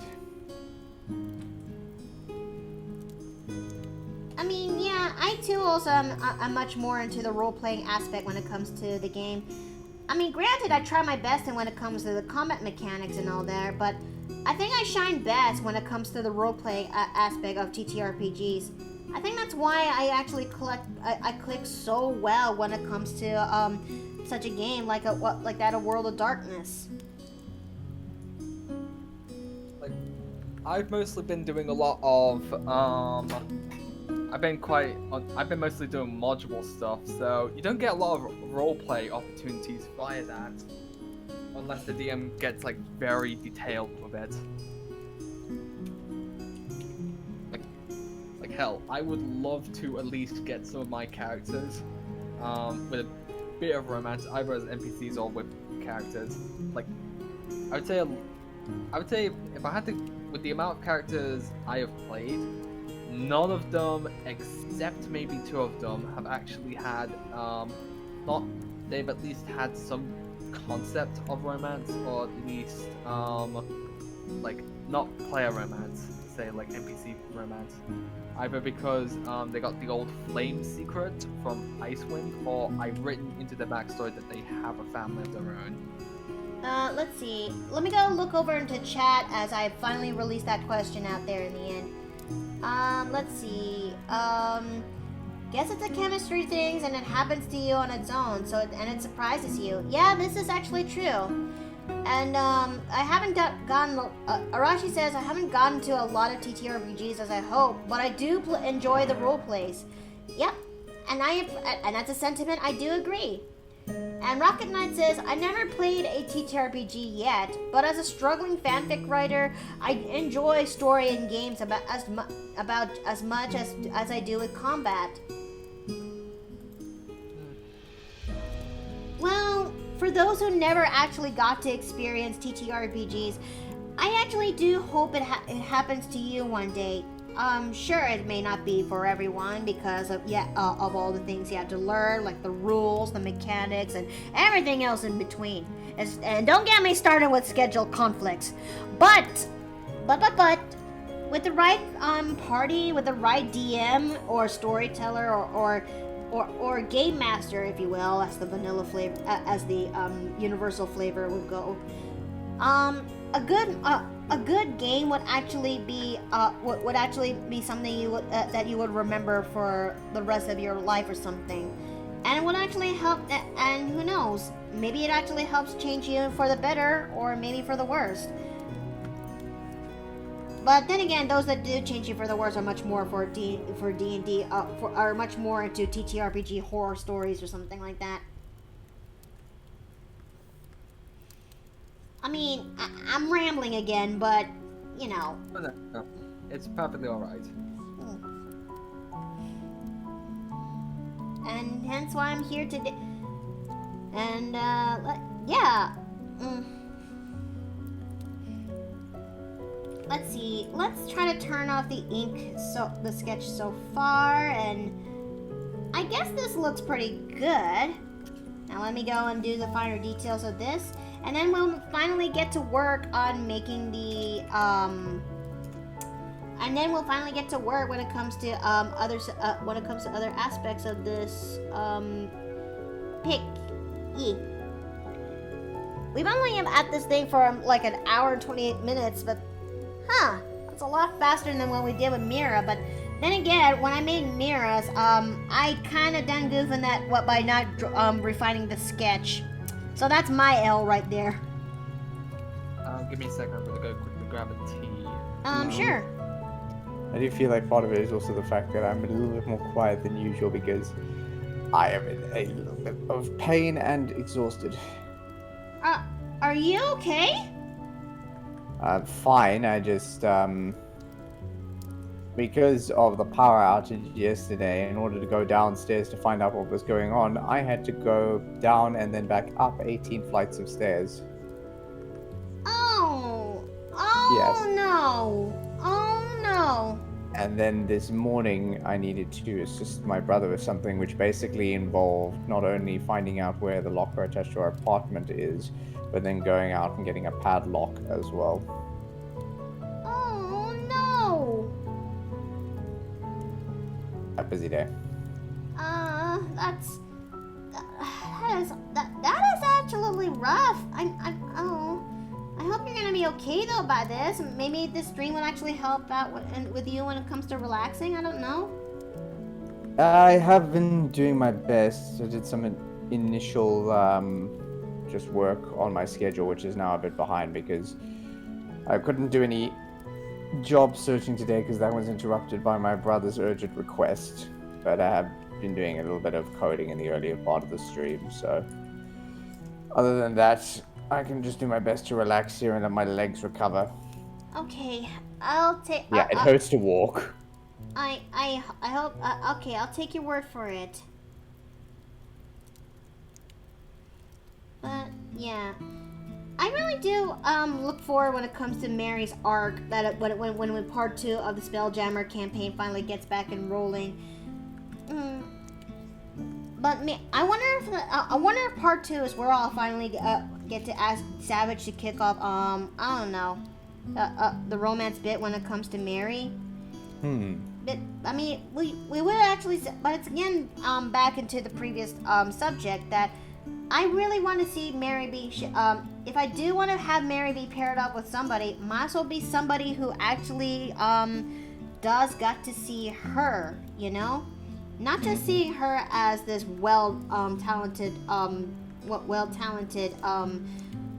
apothecarist who is now the princess of the Xerixian Empire for the Spelljammer campaign. That's a level of can of worms that I'm definitely gonna be saving for another day. But I also want somebody to actually see her that she, despite all that, she is a person and a woman too. That she does actually deserve to be loved for just being her. Who would actually look past the scales that actually, that pretty much is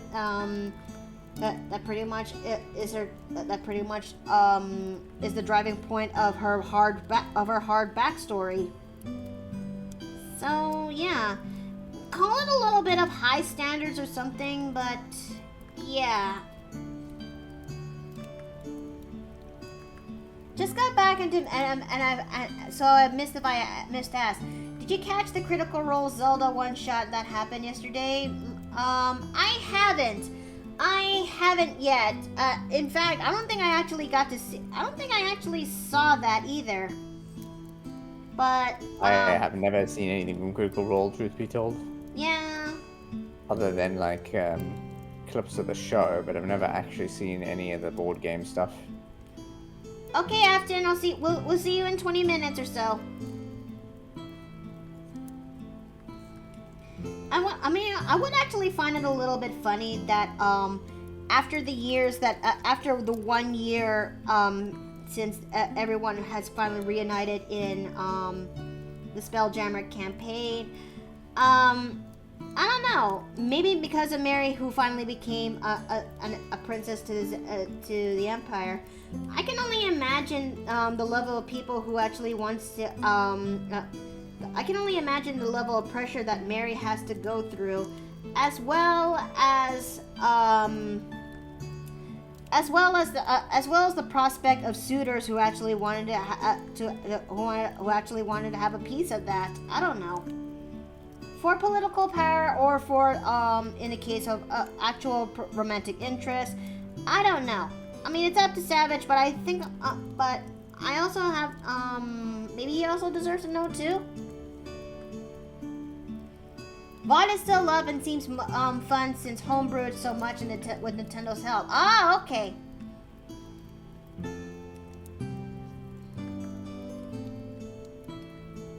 I mean, if a Mario D&D game can work, so could a Zelda tabletop.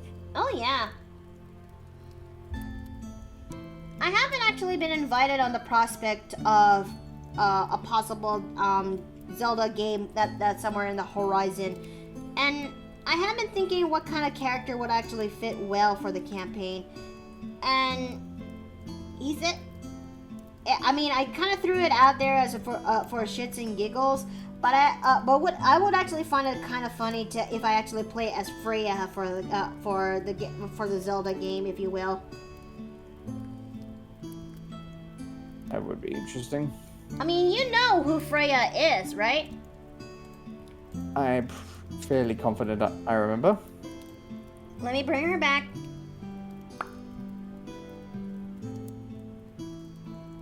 Yep, that's Freya, my fairy, the one I actually designed earlier this year. Yep. The Sailor Mouth Fairy. Not really Sailor Mouth, but completely blunt with little to no filter. Although I have to water her down when it comes to the Zelda game, if you will. Yeah, as much as I truly want to, in the full glory that is that is Freya, if you will.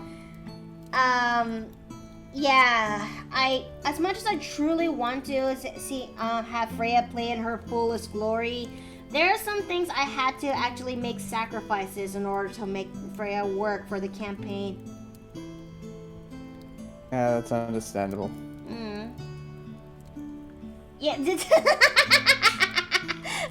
gets it!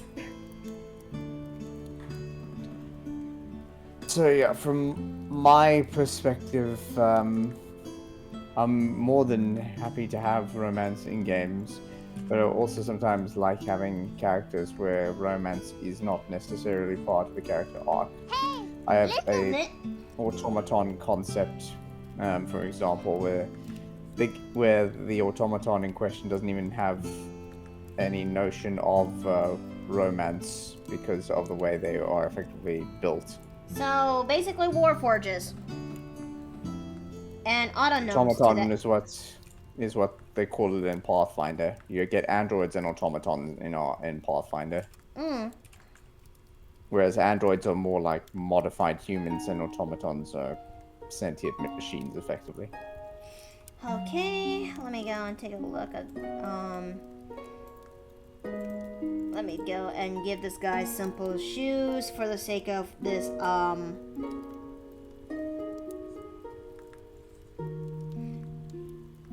delay makes the jokes looks funny. Yeah, I'm sorry. I think it's just Twitch being Twitch again.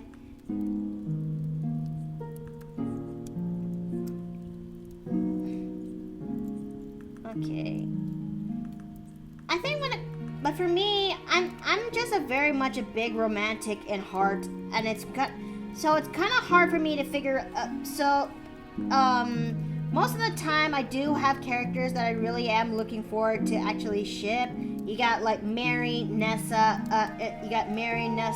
Freya, and a good chunk of my characters. But I do have a character or two where the romance is not really a thing that they're looking forward to. I don't know. I do have one character in mind where romance is not important for them, and I've yet to design her, but I would actually love to do that one day and actually stream it, if you will. It's kind of like one of those. To make things a little less cryptic, this character I have in mind is a Leonin woman, a Leonin woman who's a Order Domain cleric, her design is that she's basically a cop, if you will.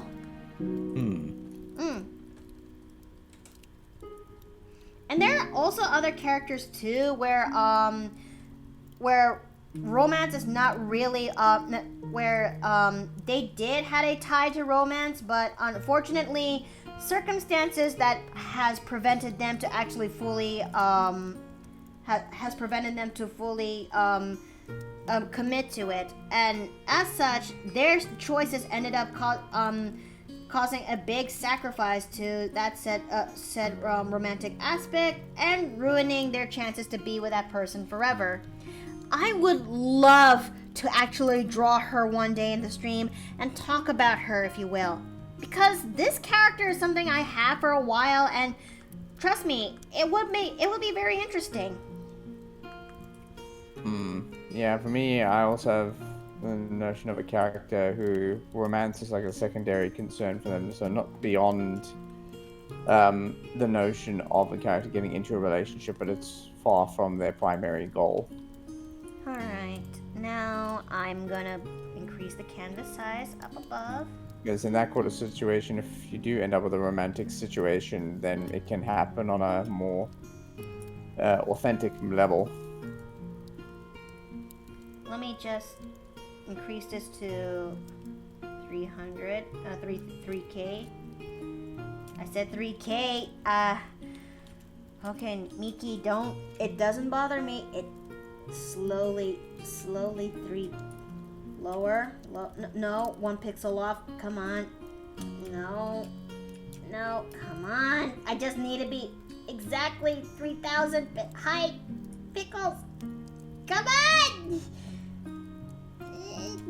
Fine. I'll just manually type it.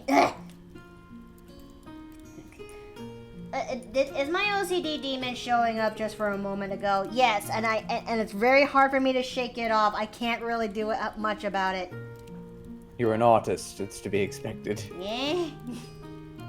Alright, let me just bring these two up here. Now you're probably wondering, why do I draw these two look like they're sitting down when there is no couch? Like, don't worry, we're getting to that no.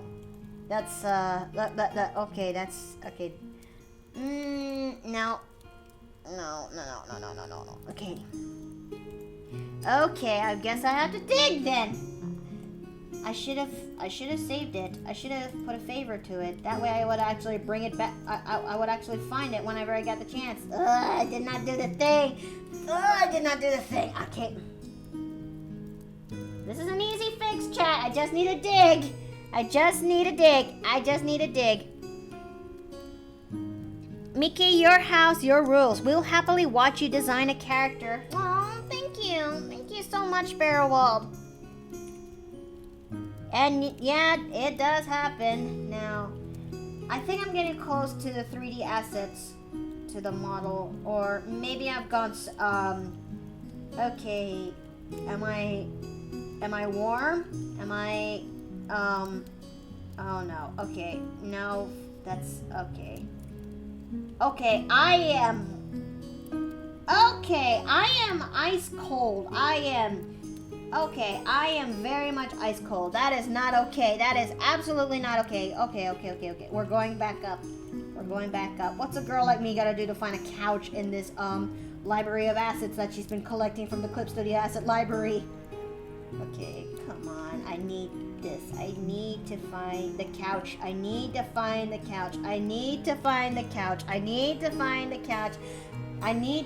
casting couch. What? Okay, I need to find the couch. I was literally holding back from making that joke. What the hell? Whoa! There's nothing wrong with that. Anyways, okay, where is it?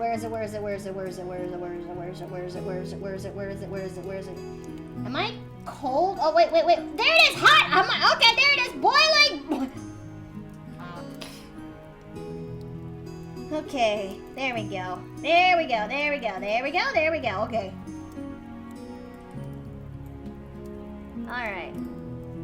Alright, and we're increasing this. And we're lowering this. Let's see what it looks like so far. Okay, a little bit more. Just a little bit more. Then we are going to decrease the depth. Increase that size a little bit more. Just a wee bit more. No, don't tip it over. Okay.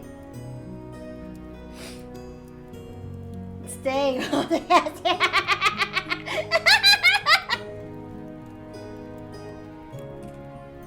Okay, lower. Higher. I gotta make sure it's just the right depth for this. Okay.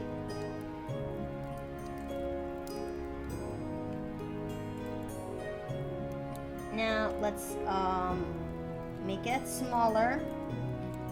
And I'm actually glad that that this kind of mechanic is a thing for Clip Studio Paint.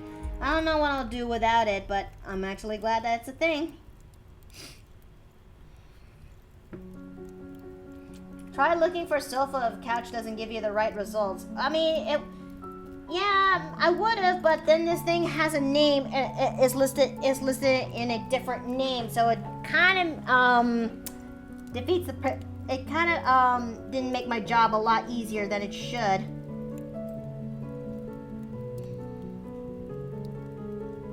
There we go. There we go. There we go. There we go. There we go. Okay. It'll have to do. It'll have to do. It'll have to do. It'll have to do. It'll have to do. Okay. Wait. I forgot I could actually decrease the cushion size like this.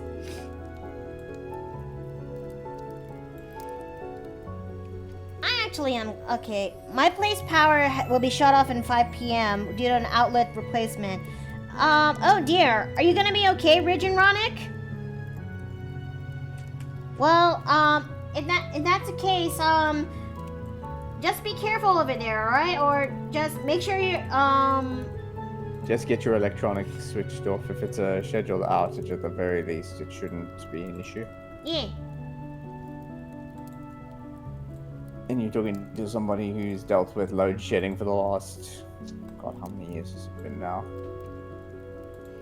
I'm sure that now that you're finally in Canada, you don't have to worry about such a thing like that anymore, right? Mostly, but then yesterday happened. Oh yeah, for war. Alright, now that we're done with that, let me just pull his leg up a little bit. Just there. Okay.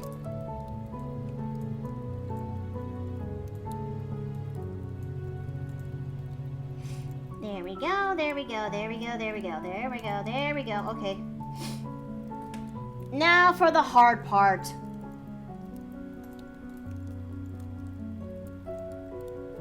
Converting lines and tones. Oh boy.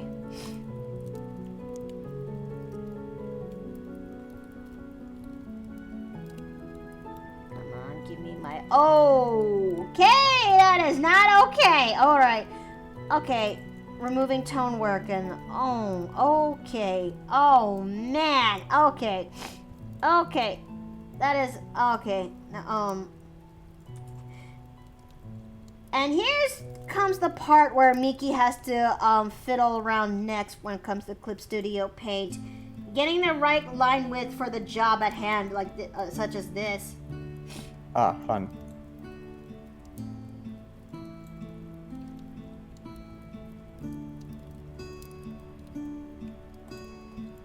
Okay, let's see what happens if we say yes to this.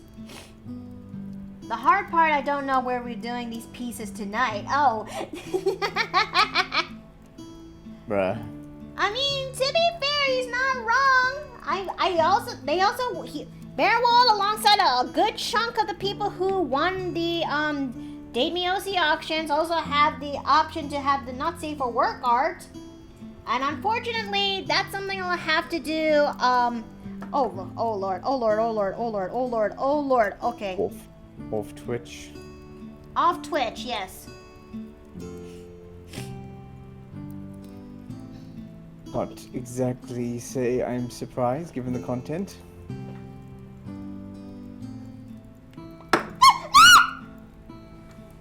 What happened? My oil!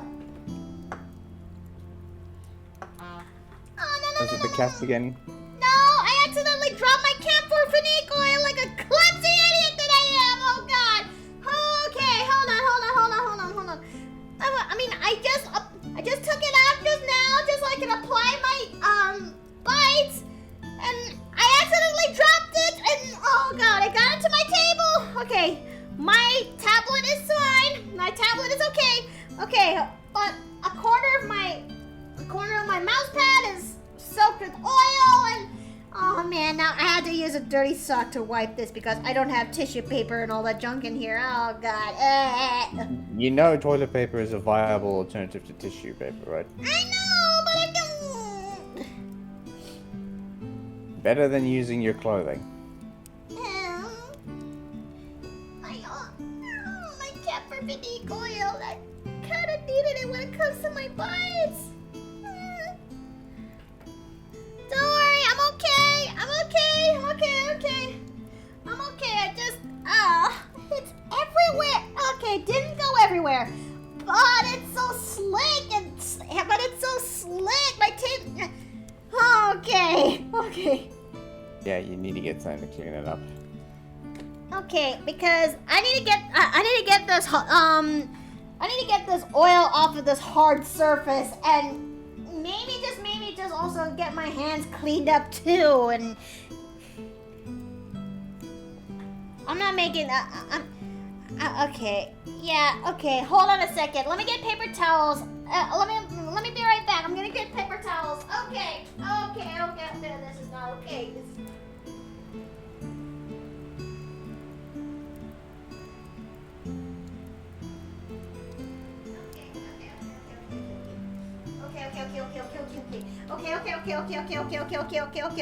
Okay. I'm back. Okay. Oh, I can't believe I dropped my oil bottle like I'm klutzy putz, and now that my table is soaked in the hard wood, and I can feel the oil's texture onto it, and it's so.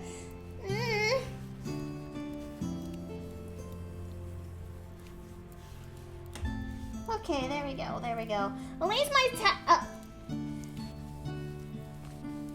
Mickey, Yeah? you went quiet.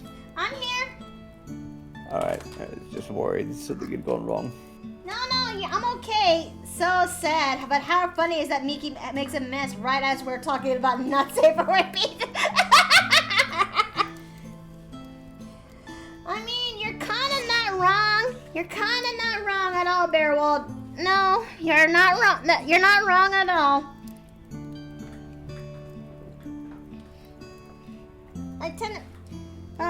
Okay. I managed to wipe out most of the oil off, and now what's left is just a slick, hard surface.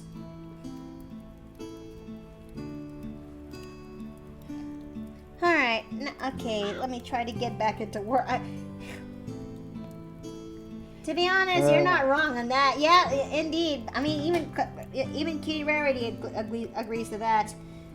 Okay.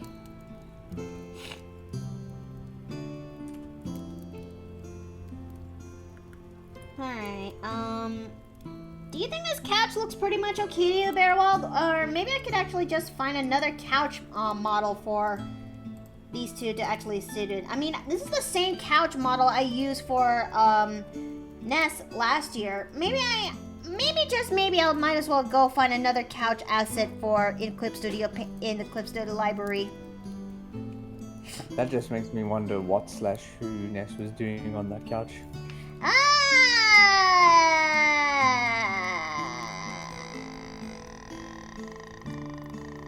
No reason.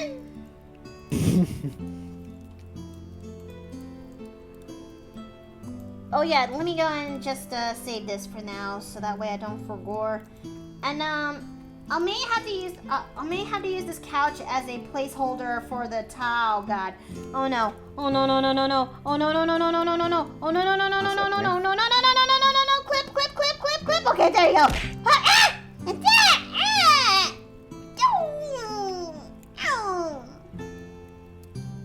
Okay, hold on.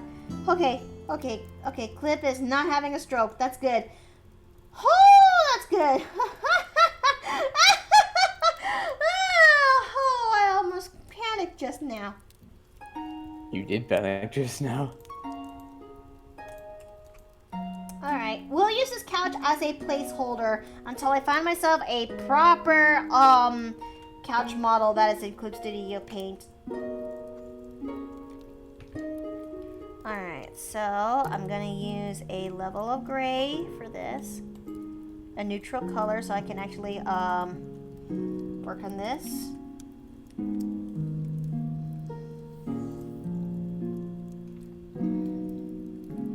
There we go. Now then, I'm off to get Mary's colors. But I wonder, chat, do you have any other favorites when it do you have favorites when it comes to the many characters that I've made over my time here or something? I mean, my opinions are quite biased.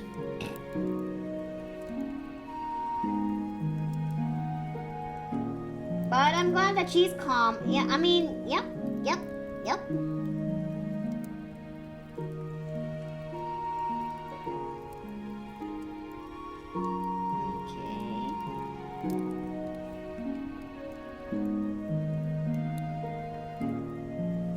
Let's see.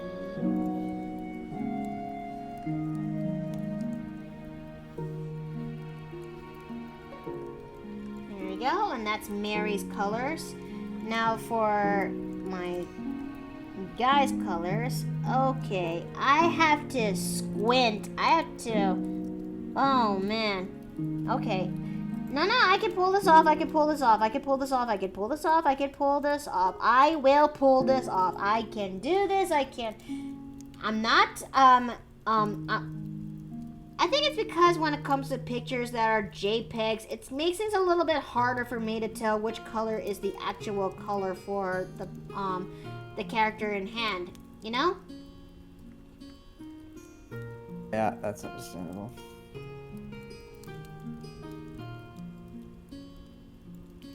May I come by later and pick up the carpet? Okay, okay, hold on a second. I need to answer this.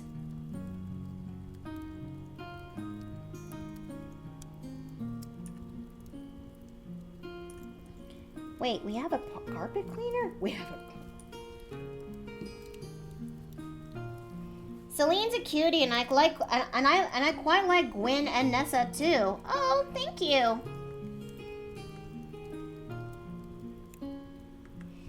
I actually am looking forward to actually playing out as Celine when it comes to this Ravenloft campaign. But I know that said Ravenloft campaign is not for the faint of heart, because it is a horror. It is, after all, a horror type of D&D game. But I wonder if there's anything I should actually pay attention to or something when it comes to a horror game like that.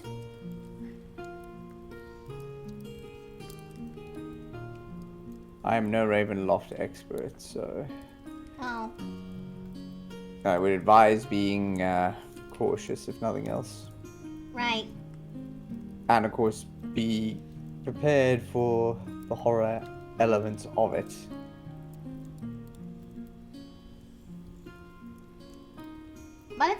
But it wasn't an easy choice for me to make, you know? Turning this, de-gothifying Celine when it comes to, starting off as level 1. Because, it's it!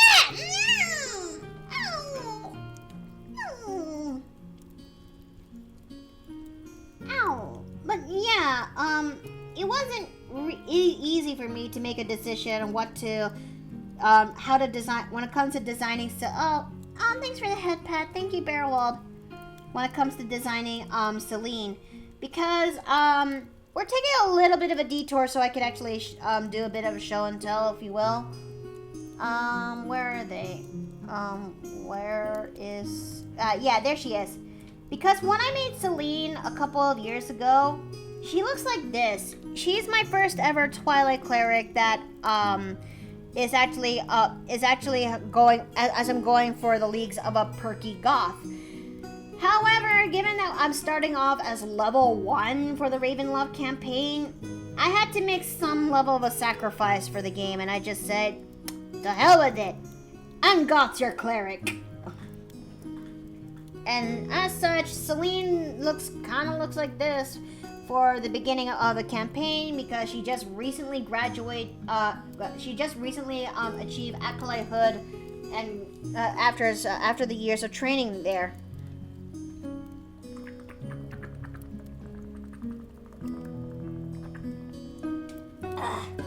Okay.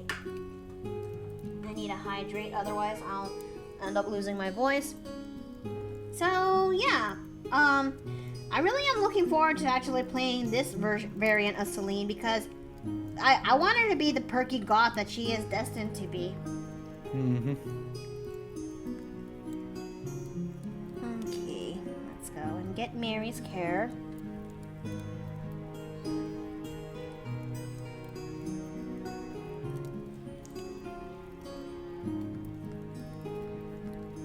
Let me see what I can actually do.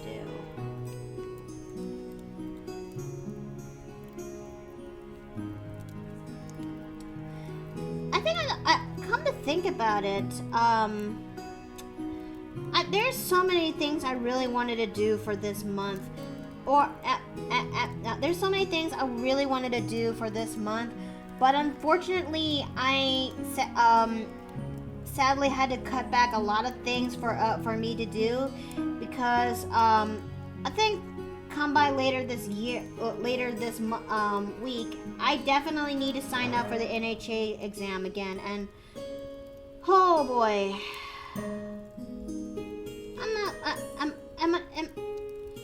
is it normal to feel worried? Yes, it is. I understand you're concerned, but not doing anything would be worse. Yeah. And I really hope I actually do get to pass this time around. Otherwise, I'll have to wait for a whole year for me to actually get to the NHA. I mean, get to try the NHA again. And I mean, I'm trying my best. I'm just upset, but yeah, I'm gonna try to register again for the third time, and I hope that this time around I do finally get to pass. Well, So, I'm just again. giving this a heads up, everyone, that things are going to be a little bit cut back for this year, but I'm still gonna get some art streams done. I'm still gonna get some art streams done, as well as getting some. Oh, wait a minute! Hold on! Oh, god damn it! I just realized what made this thing a little bit off. Mary does not have black eyelash. Oh, fuck. Oh well, I'm gonna fix that.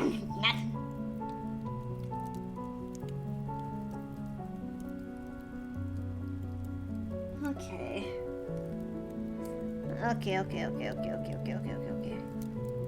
But you were saying, Dave? What I was gonna say is, yeah, you need to put some time focusing onto getting your studying done, as well as put the effort in to get to bed at a decent time so that you actually have the energy to study and pass this course. I hope so too. Things It's are not gonna a be. matter of hope, you gotta be disciplined about it.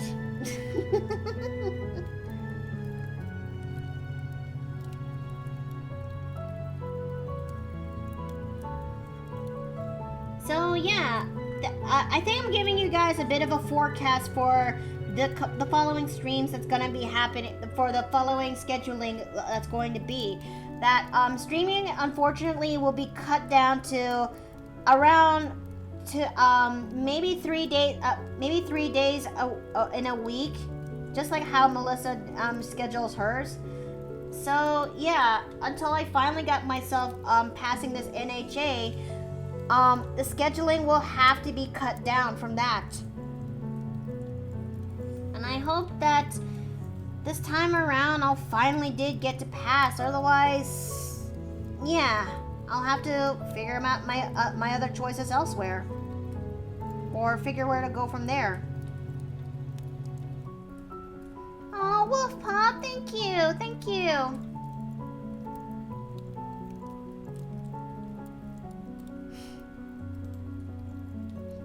Okay, so we finally got her eyebrow. Okay, now it's time for us to finally fix that.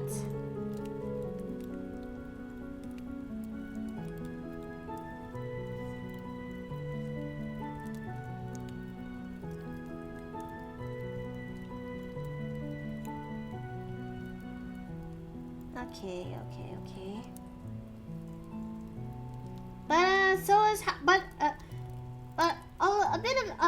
not about a bit of me. How has everyone been doing today? I know that Thursday is pretty much looking a little bit in the slow end today compared to well, for the rest of the week. Yeah, but as I said, my day was rather chaotic due to ups and downs. I believe my brother was helping out. Helping out another family who was arriving in the area. Oh, wait, what? Really? Yeah, he does part-time work with somebody at the moment, so he can't work full-time, but he can legally do some part-time work for a certain number of hours while he's a student.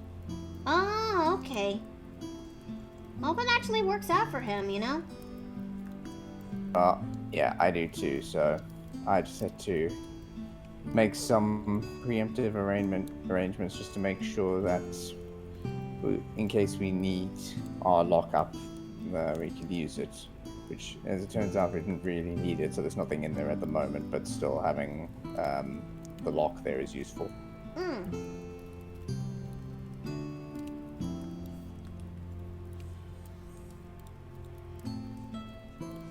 Come to think about it, I don't think I actually figure out what I actually have in mind for the shoe coloring for the blanket coloring for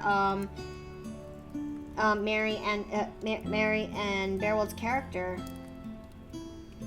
I'm doing fine. I'm currently using Clip Studio Paint just to get back. Using it, plus I'm using my Ozies for experiment. Oh, that's good. That's really good.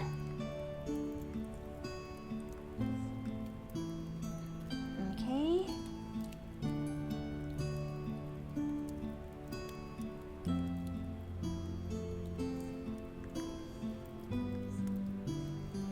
Okay, so let's go and work on these.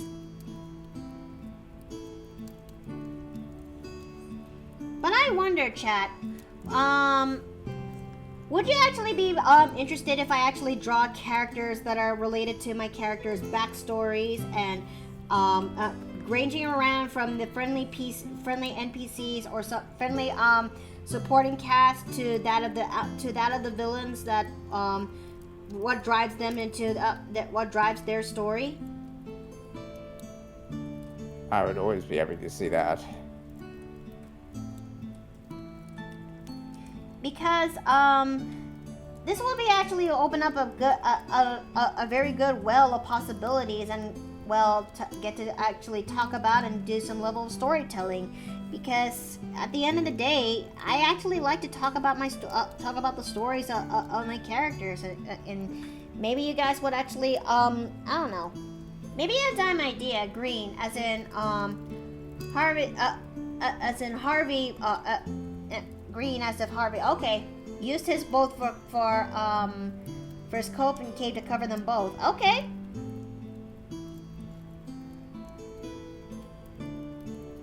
It'll be fun. That'll be great. I'm actually glad. All right. I'm actually okay. No, that is not okay. That is absolutely not okay. We zoomed it way too. Yes. Save check. Mm-hmm. Let's see. Okay. Doing a save check right now. Let's see. She's gonna be here in. Okay. So, okay. Putting a timer in. So, bit of a heads up, chat. I'm gonna be having to bounce from the computer for a little bit because, Steve's mom is coming in very shortly to pick up a couple of items and such. And so, we'll be using that opportunity, but when that time comes, to give ourselves a bit of a break. And we can actually continue more of this art from there. Does that sound steady for everyone involved? Sure. Okay. But so yeah, I would love to actually draw out Dione's. I would actually love to draw out characters that are related to that are related to my main PC characters, if you will. And who knows? This will be a fun little bit of an experiment.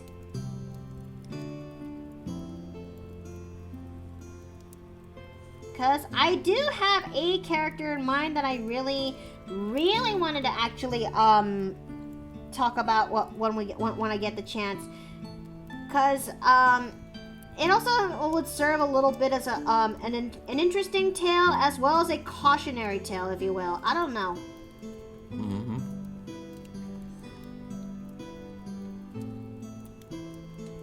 And it is fine by me? Okay, that's great. That's really great.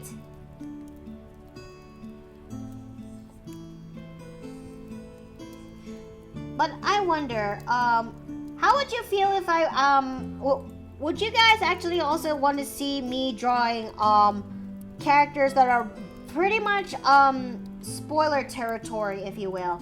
And I do mean this, that extends to some of the villains that exist to some of my character stories.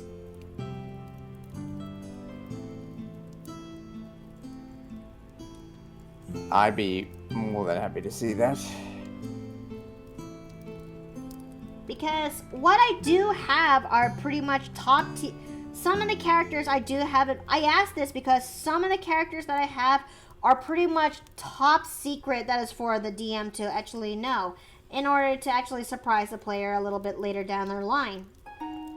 And if I were to do that, well, that means to any other DMs that are who are listening to this VOD, and well, this might be it might be a little bit in the spoilers, if you will, you know?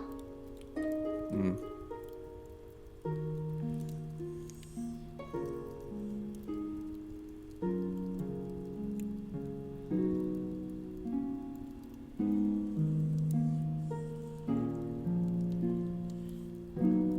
Oh, fuck a duck. Okay.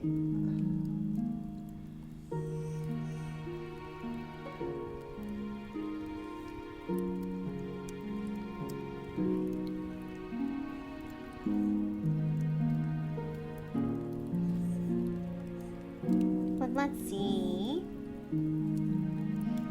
I think another forecast would for streaming later down this line would be something in the league to that of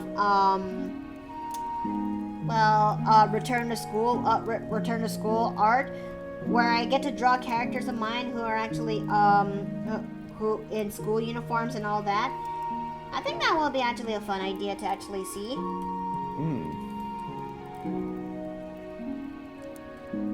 Although I'm not sure how is that gonna work when it comes to certain characters like mine, like that of Alice, because they are those who are college student. She's pretty much a college student based age in this original formatting that I made for her. But yeah. Welcome back.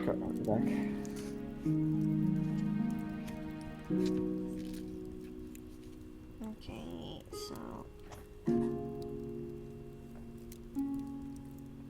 I discovered some I am going to go over the source engines for the idea I have. I'll have to click on a candidate. Two potential candidates. okay. Idea is one is Stratus source and the other is well, the map based thing. Essentially giving the old source engine much more features that would be either necessary or potentially beneficial. Hold on a second. Let me fix this up here. Darn it. Okay. Okay.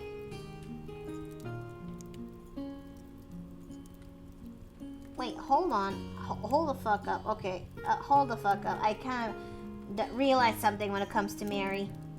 There we go. Yes. Alright, I forgot when it comes to her hand here. There we go. And let's not forget the one important aspect when it comes to Mary. Drawing the scales. This is very true. Let me tell you this. I think if there's anything that I do have a struggle when it comes to drawing Mary, it's the fact that I had to draw out her scales, if you will, because the original idea is that I actually intend to make her to that of a 1T pureblood, but let's see. But unfortunately, I kind of chickened out when it comes to that level of an idea, and as such, I just made her a half-elf. But I just gave her the ancestry that she had, inherited that from one of her to the parents that brought her into this world. I mean, in a way, it kind of made in a way, it kind of makes her story narrative a little bit better, if you will. I can see that. Okay,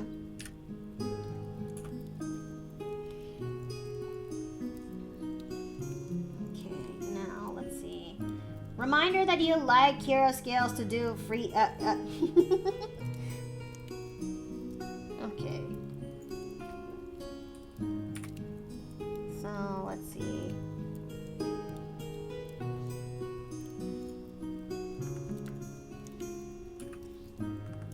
Okay. And I'm actually glad I was able to find brushes that'll actually make this job so much easier. But at the same time, well, it also made things a little bit harder too, because I had to control the brush on designing that, and then there's also me defining the scales a little bit, so that way they would actually look a little bit more natural on Mary. So once I actually got to draw out the brush, once I finally got to draw out the scales with her brush, this is where I start manually defining the scales by erasing some of the dots that is in the brushes.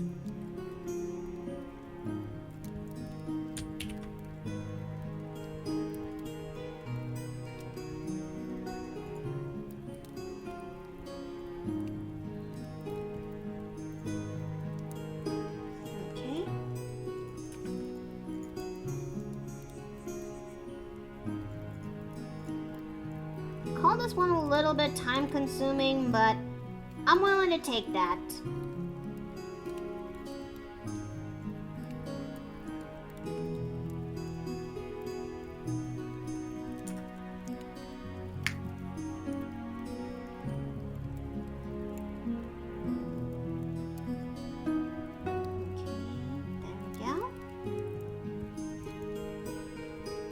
This way, once I actually draw it like this, it would look a little bit more, I don't know, snake-like, if you will.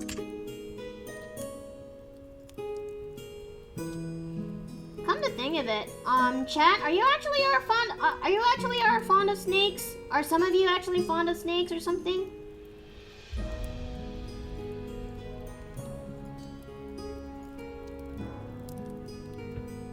Never been particularly fond of them myself, although there's this one species that looks quite cute when you get close up of their face.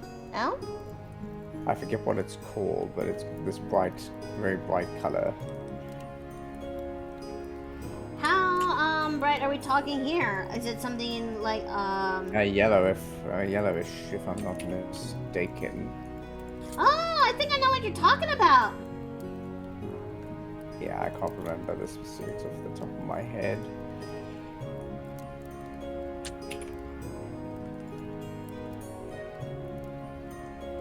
Let's see. Depends on the type. Snakes are in need, but just some.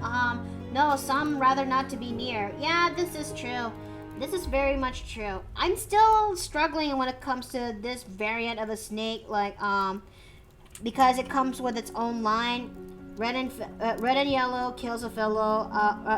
Red and yellow is a fellow. Red and black is a jack. And when I actually look at the snakes together, I'm still struggling which one are they actually referring to about.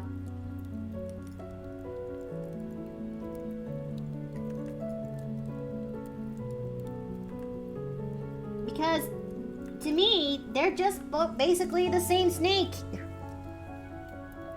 Yeah, understandable.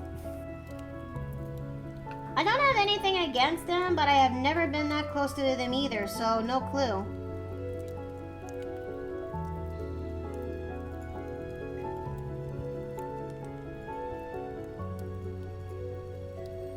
Okay, so...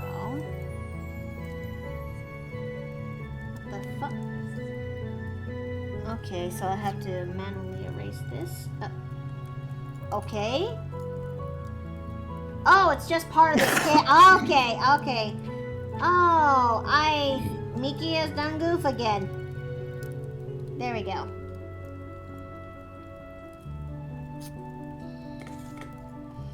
Okay, and let's not forget her lips now.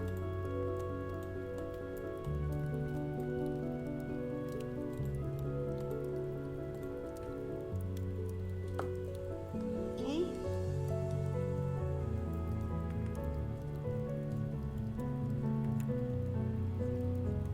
But I wonder, with the way how I actually draw, what is the one aspect of my drawing do you actually like the most?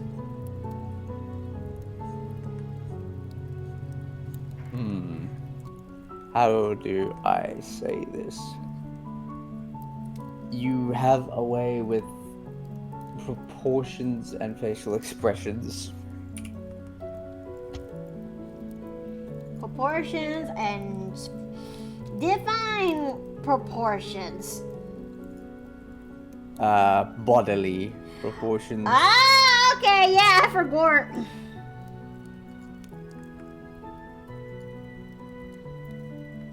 I do say that genuinely, not just as a joke, as somebody who has tried drawing and has never been happy with how they draw proportions. I am incredibly impressed with how you managed to do yours. I mean, I tended to actually like to draw my characters on the thicker side, if you will. I mean, it's kind of like my artistic quirk as of late, isn't it? It is, not that that's a bad thing, but I do still mean proportions in general, thickness included. No. The down with the thickness meme is very real. Sometimes the necks are a little bit long, but then the pieces are very cute and wholesome. Well, yeah. I think that's something I'm trying to curb myself because I am very aware that I tend to draw my necks in the longer end, if you will, to sort of help balance the. I mean, in my mind, I thought when I was drawing them, the necks weren't really were really short, if you will. Yeah, I know it sounds weird. But I in a way, I try my best. I mean, I'm trying my best not to make it too small, but in some cases it's working, other cases not so much. Because when I try making the neck short, I would say, I don't know, maybe it feels a little bit too short, and then I will try fixing it again. And there are days I thought I would get away with it. There are days I became a little bit apparent about it. It's a vicious cycle, if you will, and I'm working on that, man. I really am. I truly am. My 2 cents is there's 2 things about this. Number 1, practice makes perfect. Number 2, try something new. Even if you fail at it, you've tried something else to try and resolve your problem. Fair. That has a lot more potential than people give that credit for.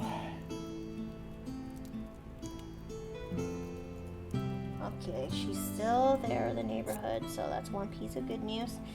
Okay, so let's see. Should I actually start shading the picture, if you will?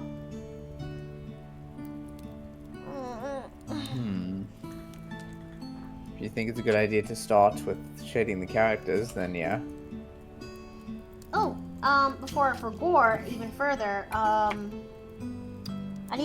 forgot it when it comes to Mary's blush, so I'm gonna go and fix that.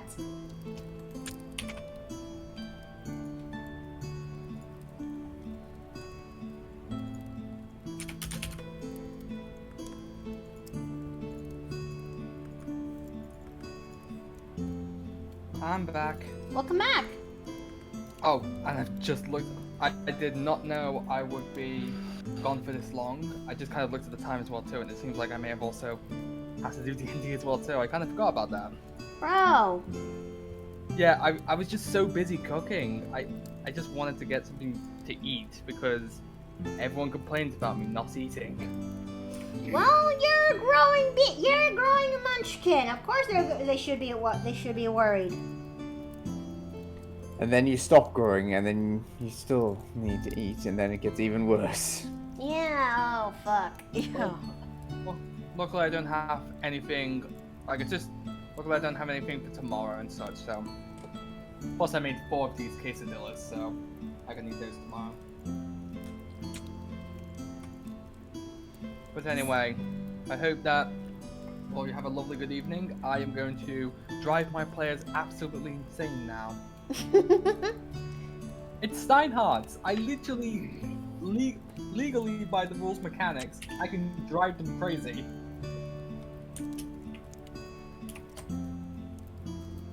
I think I would actually avoid that game like the plague it is.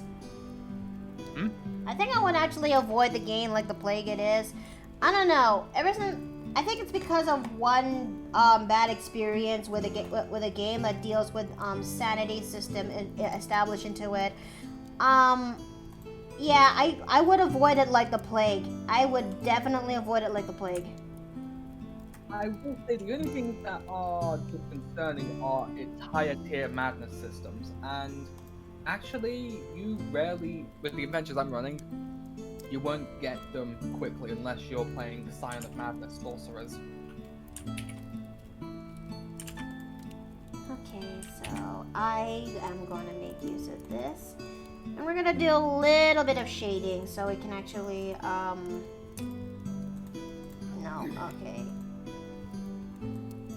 Anyway, I bid you a good evening, and I will recap you in my tales later onwards. Alrighty. Bye for now. Take care. Okay, a little bit more pink. Because I associate the color pink when it comes to romance and, well, other things. Anyways, Yes, so I can imagine. Imagine you're thinking of something very specific.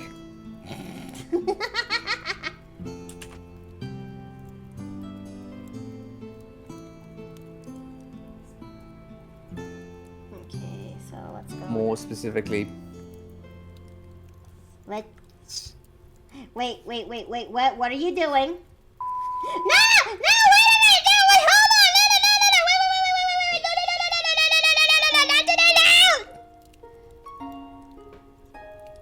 Just taking the piss. of course you would. And you blame me. No. Wait. I have a better idea. Okay. Okay. Given that this is gonna be, they just be snuggling up in the couch. Snuggling up in the couch that is, that is, lit up in fire. Okay, I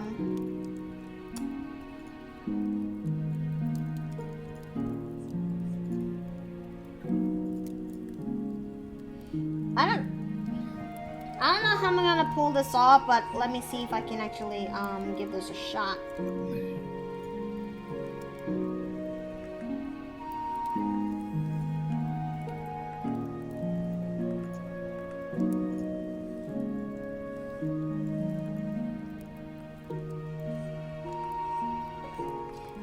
I don't usually use this type of method often because it's gonna require some level of jank, but I have a feeling I want to go for the leagues that they are close by to a fireplace of sorts, if you will.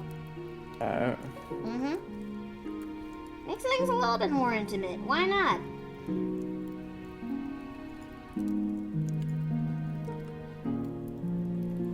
So let's go and just go and do that.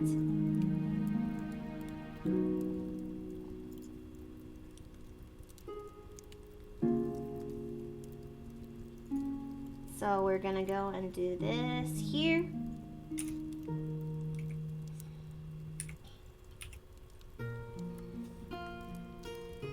Okay, I don't know how I'm gonna pull off with this kind of shading, but I'm gonna try. You can do it. You think so? I have faith.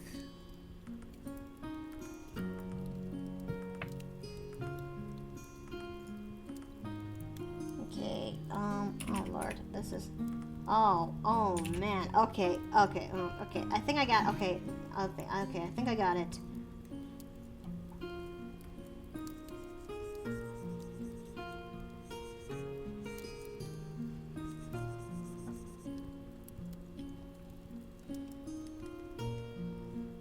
I think I'm gonna need some level of help when it comes to this part. Because I think I'm gonna need some level of help in getting some lighting sources that takes place above this angle or something. I don't know. Yeah, I suppose the shading coming from below rather than above is a different kettle of fish. It is.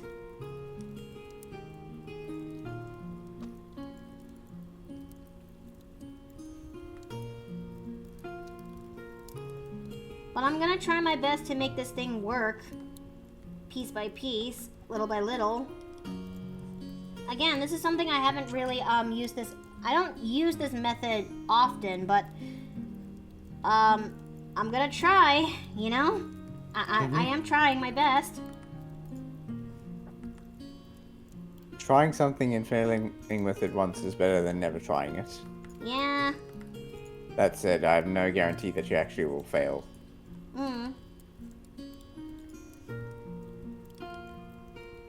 But I expect you to be honest.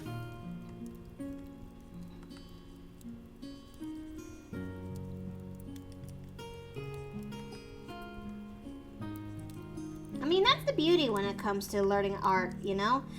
And heck, even learning in general. Because some things, you deserve to know, you deserve to know and grow from where you are. Because, stagnancy is not a very good thing.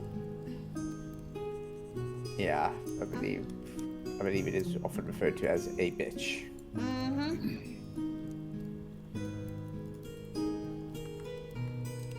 Okay, let me try to see if I can actually work with this.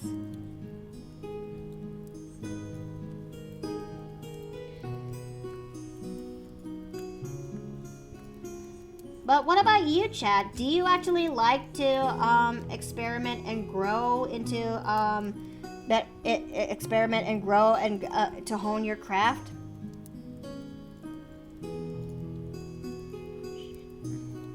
I mean, I can't speak for the chat, but for me personally, it's literally part of my job is to do that, so.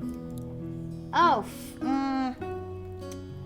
okay, so let me try to, oh fuck, she's on the move. Okay, yeah, okay, timer, I heard you, okay. You need to step away for a moment. Yeah, I definitely need to step away for a moment because, sort of mom-in-law is coming in and, I need to do a thing for her real quick. And so, yeah, I'm gonna be back pretty soon. We're gonna be taking a 15-minute break. So, besides, we definitely need a break after a long stream. So, I'm gonna be back soon. I'm gonna be doing this thing real quick for Steve's mom. And, yeah. So take this time to use the bathroom, get more water, get something to eat. we'll be seeing you guys pretty shortly, okay? Yeah, catch you in a few. Catch you in a few.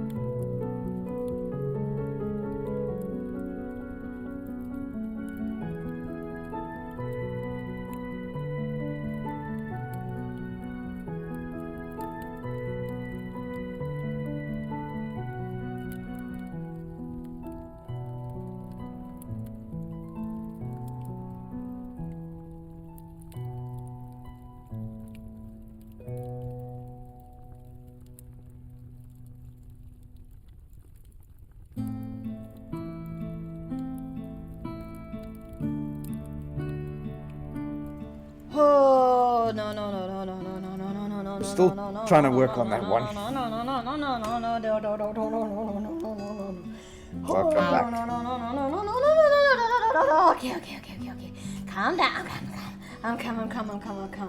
Oh fuck. Oh shit. Oh. Are you all right? So, where the fuck do I begin? So, Steve's mom actually showed up earlier ago because she thought we had the carpet cleaner here in the house, but I actually looked for the thing in our home, but we don't have it, and I informed her as such, and as such that that she must have concluded she must be thinking of the one back in the she shed in the ranch. But that's not all. We actually did a bit of a talking about when it comes to a deal that we have to go to Home Depot and Bernie for the sake of, well, putting some vinyl flooring into this office. And during the talk about it, she must have saw my layout. She saw the streaming layout, if you will. She didn't question it, but I have a very strong feeling that she may have an idea of what I'm doing, you know? And I don't know how to properly feel about that! Aye. Oh no, oh dear. I mean, it's one thing and I'm afeared that what happens if my family members know if I'm a streamer. I don't know how she's gonna I don't know how she's gonna feel if I don't know how she's gonna feel if other family members know that I'm a streamer. I don't know. I am afeared. I hope if she actually does take it. I don't know. I'm afeared. I am legitimately afeared. Oh dear. I mean, your sister already knows. Also, hi, I'm back. Welcome back. Okay, welcome back. But yeah, everybody, welcome back to the inn after the break. And okay, long story short. Oh God! I closed the thing. Okay, hold on. No. Okay, no, that's Celine. Okay, no. Okay, no. No. I'm not panicking. I'm not. Breaths. Deep breaths. Oh, fuck. I don't know what to properly feel, chat. I don't know. Shit, what do I do? Breathe. It is saved, Rarity Clan. It is saved. I managed to save it before, Oh, I have a feeling she knows now. Or maybe she has an inkling of what I do. I don't know how to feel about this. I mean, she's not like she has an issue with it, right? No, because she was more focused on showing me the layout on what we're gonna be getting the deal with the vinyl flooring. That that we might as well get with the room that I'm currently in. We could get a good deal for about $100 just for covering the flooring of my office. If anything, I find that is not a bad deal at all. You absolute manic munchkin. I mean, I had to. I don't know how she's gonna. I don't know. I wonder if she'll let her bring it up. I have a fear what happens if she brings it up. Oh Lord. I suspect you will be fine. I do not believe you. Okay, maybe I do believe you, but my anxiety is a little bit high up there. Because, maybe it's because of how I'm trying my best to get by as a streamer, and maybe it's because I'm trying my best to get by as a streamer, and I was able to grow very well very well in this case. But yeah, I'm just worried on the idea that how does a doe send a message by telephone? I think I'm just a little bit worried how would she actually think when she saw that layout, like because because even though I'm growing so well, it's not enough, and my anxiety is coming back to me, isn't it? As well as my self-consciousness.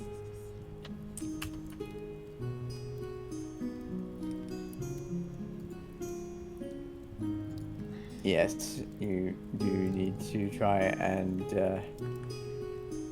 remain calm. It's not the end of the world per se.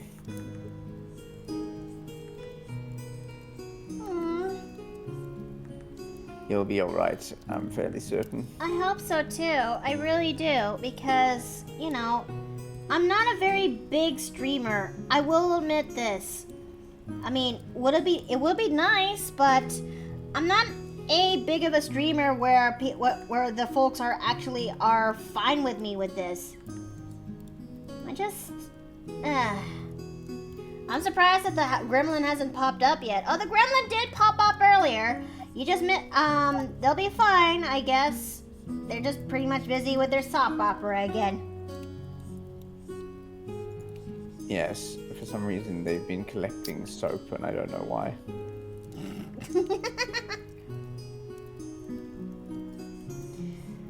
Oh my god. So, how's everybody been doing so far after we went for that break? Did everyone had a good moment to help themselves out or something?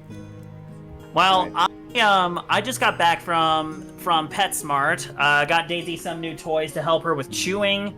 And I also got back from talking with a with a dog trainer to see what kind of training Daisy needs to, reduce some maladaptive behaviors. Anything you know so far? Well, we isolated the two main problems. The first is chewing and biting. That's related to that. And the other is barking. She is a massive barker. Well, Oh, yeah. I can only imagine. I would say this since it's been. I had my fair share of having dogs in the past. Okay, so we'll only go as far to do some level of shading tonight, chat, and afterwards we're gonna call it here because after what I kind of went through to yeah, I think we could just call it from there. That and I'm still trying to figure out how to make this level of shading work. It's like you do one of the same techniques I do, where I just put the shading on the whole layer and then just start erasing. Well, this is only for this kind of. I only use this kind of method for cases that they are completely engulfed in shadow, and there's a specific light source that is emitting from this. Like, such as in this case, the light source is coming from below because in this perspective, they're kind of like in front of a fireplace, if you will. Oh, and thanks for the head pet, Bearwell. Thank you.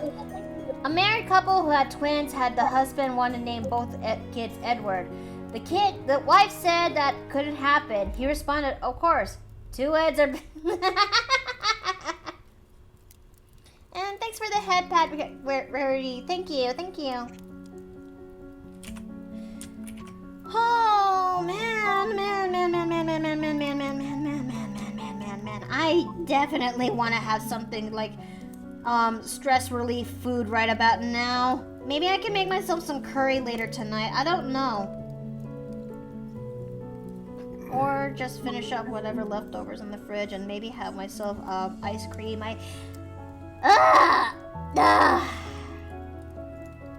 Why am I so easily anxious? I should. Mood.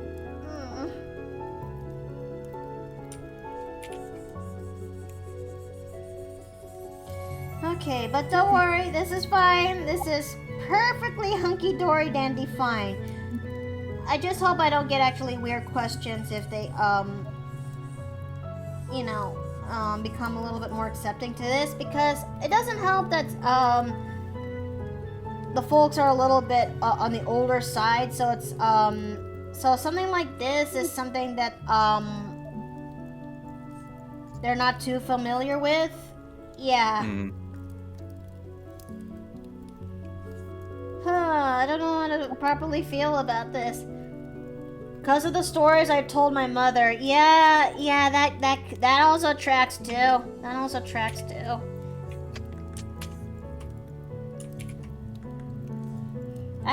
It doesn't also help that I have this overwhelming sense of fear of disappointing people, you know?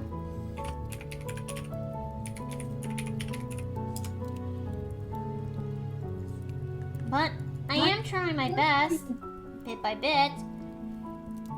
But let's see, I never had curry before. Never ever? Oh. Well, in that case, curry is actually a Indian-based dish, but most people, some people adapted that curry to actually be made for other recipes and bunch. For my case, I actually like chicken curry, but I like my curry to be in the milder side, so that way I could actually eat them a little bit easier. Let's see, and let's see. But lately, I'm actually taking a liking when it comes to the Japanese style curry, which is a beef curry with some level of flavoring and making use of the curry blocks that are on them, because my usual go-to when making curry is using curry powder back in Hawaii, and now that I've moved here, I just gotta well, basically adapt. But what about you guys? Have you ever tried out curry before or something? I have not really a fan. No? Then again, I've only had Indian style curry, so maybe if I try a different kind, it would taste better.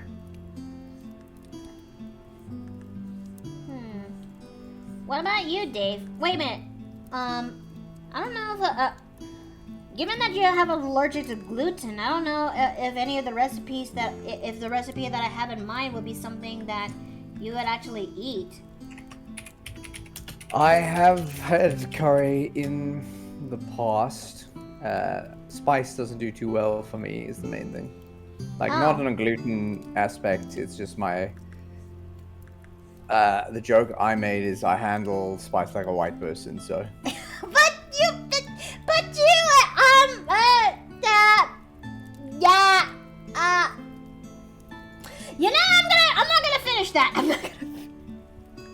I'm not gonna finish that. I'm not. I think, thinking about this now, I think, if I were to put myself in my character's shoes, I think certain characters of mine, like Ali as well as, Lou, for an example, they actually like their food a little bit on the spicy end. I mean, it's not the only thing they like spicy, I'm sure. I mean, she would say in her own words, there's nothing too hot my mouth can't handle. Okay, then. Okay.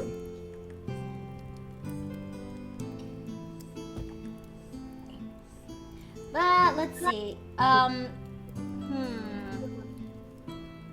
What else should we actually try to get to talk about? Foods that we've never actually got to try.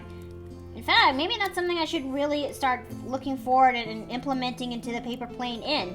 Like this new little reward system that I have in mind. That I think I'm taking notes from Basil Wolf ever since he introduced it from for his Twitch.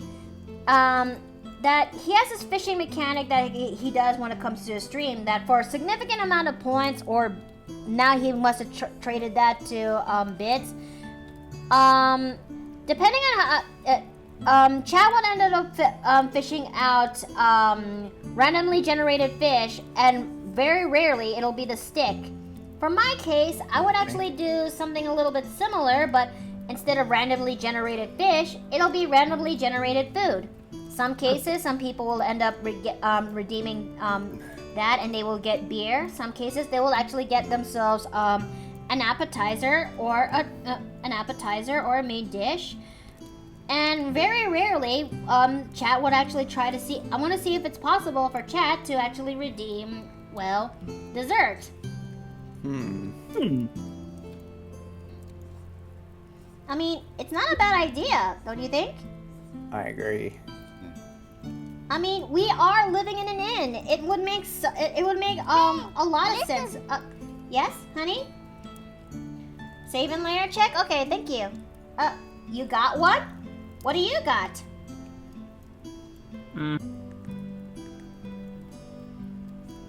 But yeah, it would actually, given that we're living in an inn, what's the strangest thing people here have eaten and enjoyed?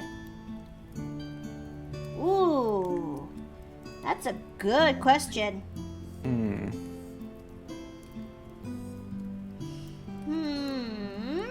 I think for me, the strangest thing I have eaten and enjoyed,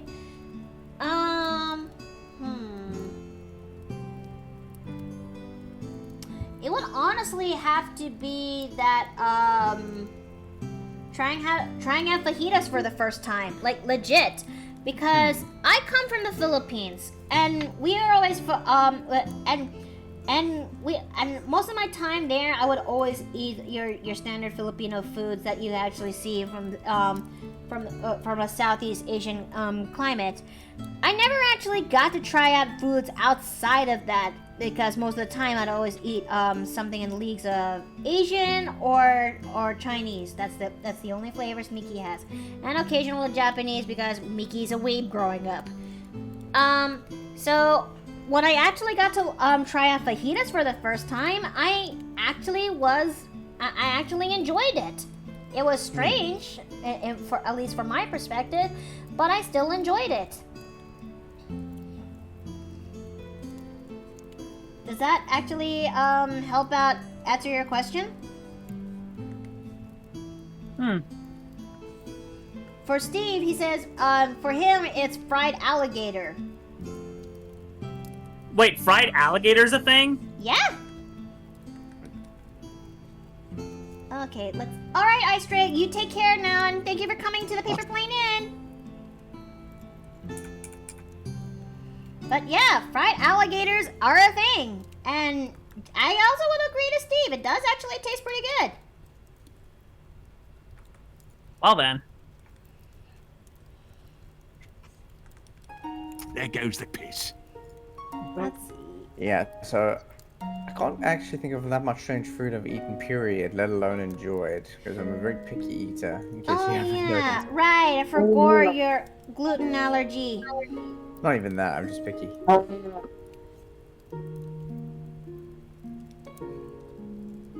Yeah. Eh? Sorry, but my sinuses are getting me. Yeah. Oh no! Please don't sneeze now. Don't sneeze out your brain cells. You need it. No promises. Allergies, they're nothing to sneeze at. Ah. Ouch.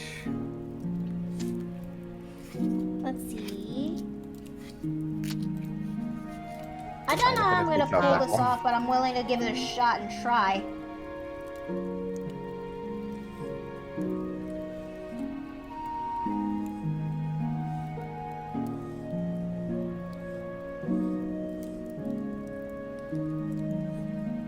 Let's see.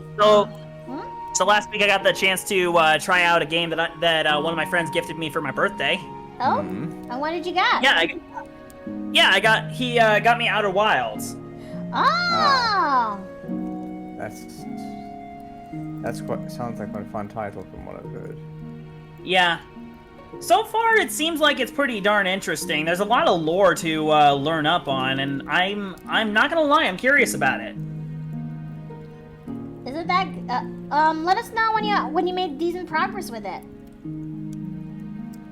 Yeah, I will. I'll let you know. Or alternatively, if you ever stream it. Well, I mean, I did stream it, but then again, it was late at night at the time, so. Oh.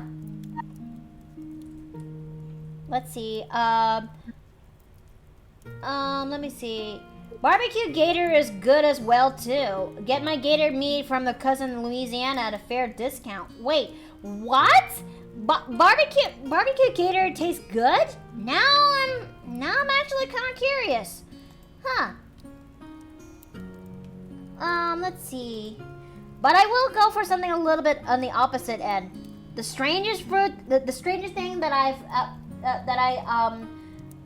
I'm gonna take Steve's question and go for a little bit on the opposite end. That what is the strangest thing people here has eaten and disliked? For me, this is a Filipino thing, but I do not care for lanzones. Oh, what is that? Lanzones is a type of fruit that is very common in the Philippines, and I hate this kind of I hate this fruit growing up, and I hate it now to this day. Okay, this is. You know, it's funny to mention. It's funny you mention. Back in California, I actually had a friend who was from the Philippines as well. Oh. And he would talk about how he used to catch rabbits and eat them, and also guinea pigs. That's a thing?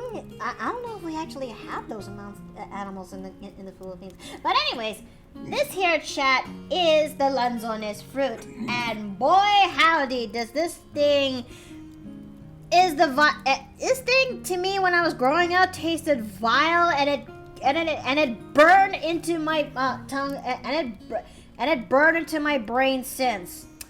Like it looks like a mixture of grapes and potatoes. It kind of does, but do not let this image fool you, because while its skin is actually very soft, easy to peel, just so you can actually get into the fruit that is underneath the skin.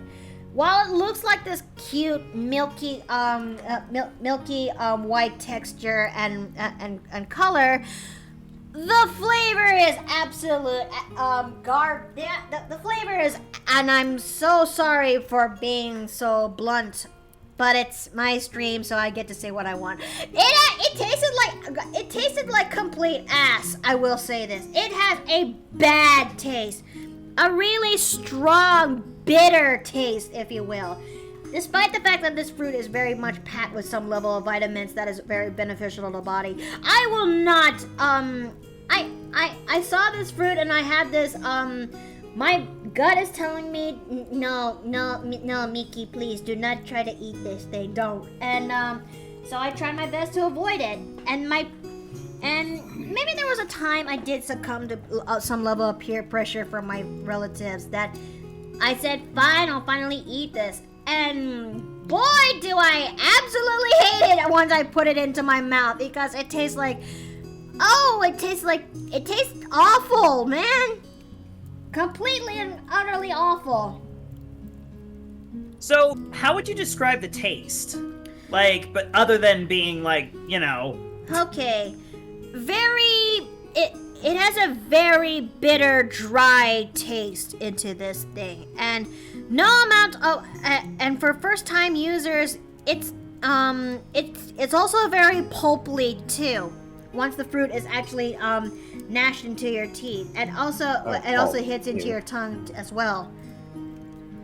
It has very bitter and dry. Has a lot of pulp to the texture. Yep.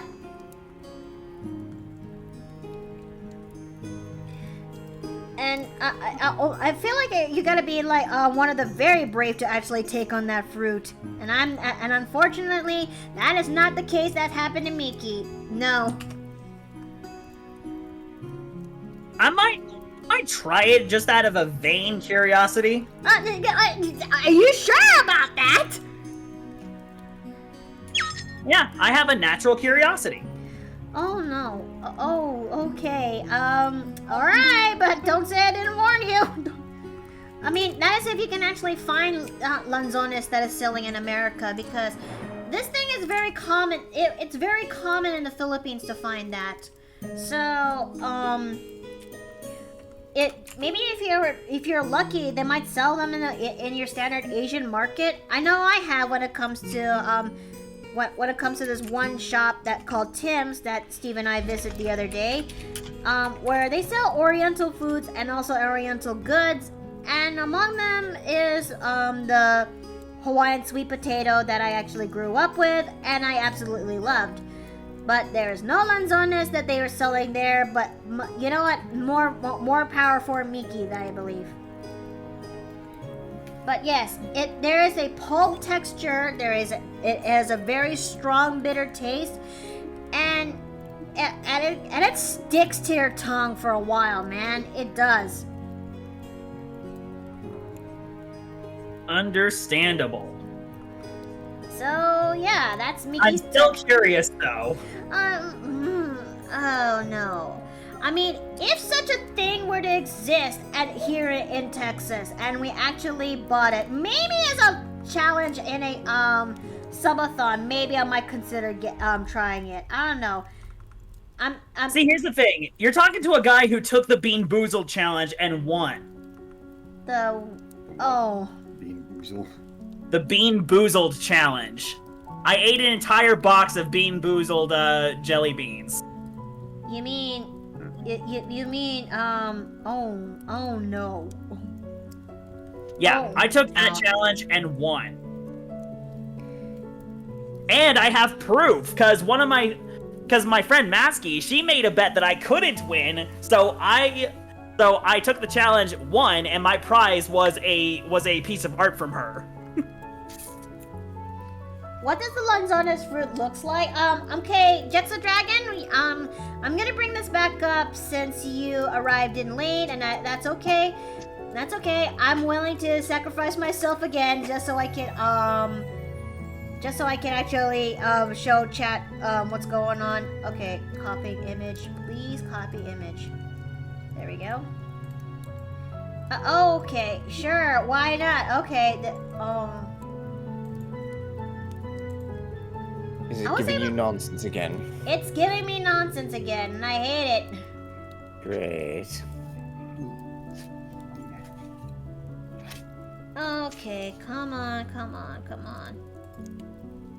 You know what? Oh, you know what? I'm gonna use this method again. I don't want to get. It helped me once before. It'll help me again. So yes, this is what a Lanzones fruit looks like. Looks like Jexo Dragon. This is very common in the Philippines, and I completely doubted you'll actually find it here in the U.S. or wherever you guys are currently living in. But yeah, this fruit is very it has a dry, bitter taste, and it's also pulpy. And it doesn't help that the milk. It doesn't help that the juices when it hits your tongue. It sticks once you took a bite out of it. And you know what's kind of funny though? In a Filipino folklore story that is regarded to the Lanzones, there's the reasons why they have the brown spots onto their body. It's said to because it was hand touched, but it was touched by an angel in order to give the Lanzones the cure for the people that okay, it's been a long time, but let me try to get this mythology, this Filipino folklore right. So once upon a time, long back in the old days, there's some sort of a plague that has been hitting into the land that people are actually dying here and there. So a farmer or something must have actually called in the blessings, is calling out for some level of help from the divine intervention, when an angel came down and actually said that they would actually do a thing for them. And so said angel asked the farmer to plant this significant tree, and they will actually bless the said fruit from it. So farmer actually does the thing. Plague got a little bit worse by then, but the tree actually blossomed and bore fruit. And in order to make this cure perfectly well, the angel decided to take the fruit by the hand and deliver as it, leaving behind the brown spots that came with it. And so the farmer decided to go and fed fed the village the fruits, and people actually started to get a little bit better. And that's kind of why and that's kind of like the Filipino folktale of the Lanzones fruits. And there you go. That's what. But for a fruit that has actually been blessed by an angel and its fingerprints was left all over it, yeah, this fruit is not gelling with me, man. I hate it. But enough of me. What about you guys? What is the strangest thing that you have eaten but you ended up hating it? I guess olives don't really count. Olives? I don't like olives. They're not particularly strange, but they have a very specific taste to them. It's also a very strong taste, so I can absolutely understand if you don't like them. I do personally quite like them, although I haven't had them in ages. I had one like a few days ago. There's like, I don't know how to explain this. There's a certain type of orange olive, and the way it's prepared, it either tastes the way I like or it doesn't. So another level. So is this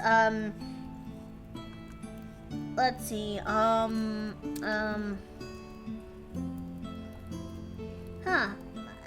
Okay. My brain cannot function at the moment. Fuck.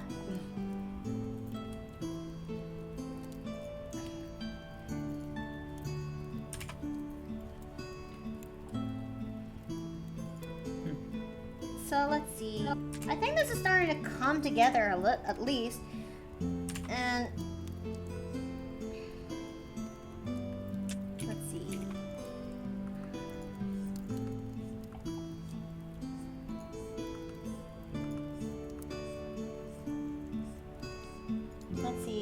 I'm not a really big fan of onions. To me, they have a sour taste. I know they're good for your blood, but I just don't like it. Oh. Well, that's okay, Cute Rarity. I mean, I can actually see, I can't understand why some people are not a huge fan of onions. And there was a time I actually did bit on an onion when it was raw, though, or maybe I accidentally ate a piece of onion when I was in middle cooking, and wow, the sourness, the strong bite of the sourness is pretty much real. So I understand that. Oh, you know what? I can't stand pineapple. No? No, it's just I can never jive with the taste, but I guess that doesn't really count, does it? Well, it is a strange fruit. And I can actually see why people are not a huge fan of it. I'm sorry. I'm pretty much grasping at straws to see if I can contribute in some way. No, you're actually no. You're okay. I'm also trying my best too. Let's see. Steve says, oddly enough, catfish. Catfish or not? I mean, you're not a huge fan of catfish? Is catfish that? What's wrong with catfish? Is it the taste, or how it looks so weird, where it does not live up to its name? I don't know.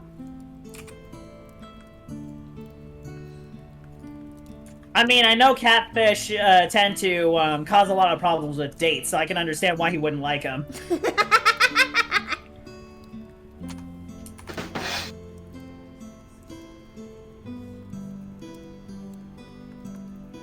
Let's see.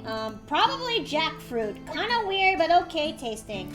Oh wait, Atari Yoko, you had jackfruit before? Huh. I'm also not a huge fan of it either. Maybe it's because of my picky upbringing, and it's yeah.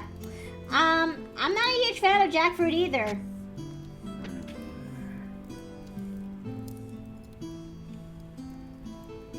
Let's see. Catfish is just way too fishy taste. I've had a good catfish in the past, but for a majority, I don't like it. You know, fair enough.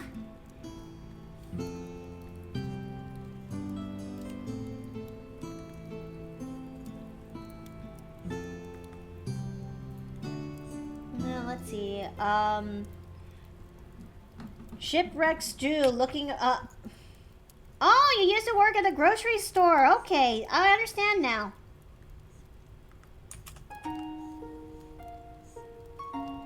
So let's see. I tried something called Shipwreck Stew, and I liked it in the first bite. But the more I eat, the more I start to dislike it. What is Shipwreck Stew? I've never heard of such a dish like that before.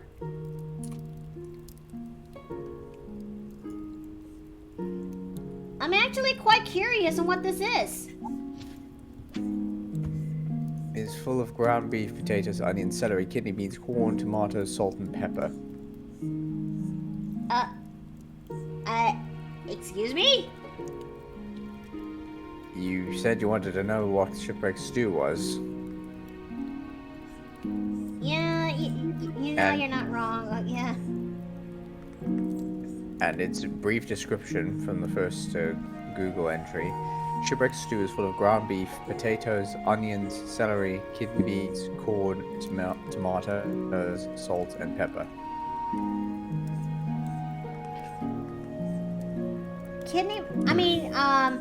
The kidney beans and ground beef I could actually understand, but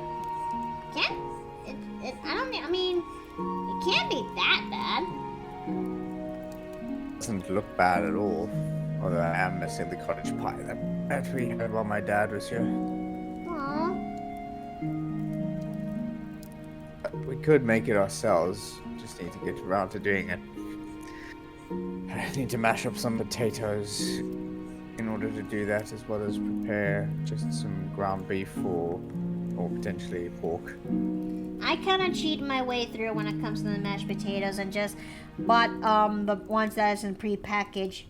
I mean, to be fair, I did make my own fair share of actual mashed potatoes in the past, but it does take up a lot of work. Yeah, you gotta peel them, boil them, mash them, stick them in a stew. I'm not saying no flipping Gamgee. But I have been thinking, but I have been craving and making myself some baked potatoes again lately. Yeah, I mean, in our case, it's you don't stew them. What you do is you put them in a cooking. You just put them in a cooking panel, layered on top of the mince, and then you put them in the oven for however long it takes. And then when you have it out, you get a nice hot cottage pie. Oh! Mm-hmm. It kind of reminds me a little bit now of a shepherd's pie. And, oh man, I would love to have that again.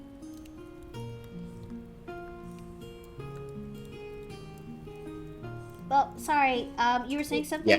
Yeah, shepherd's pie. In fact, shepherd's pie is a cottage pie. It just seems to have more steps.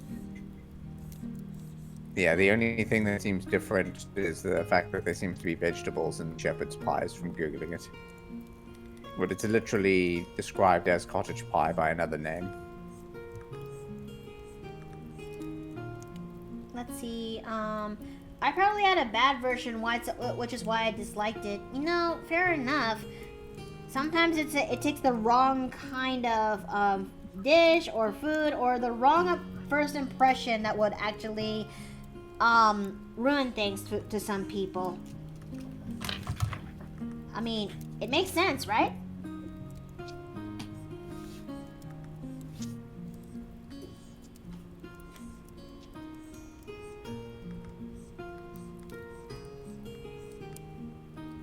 Okay.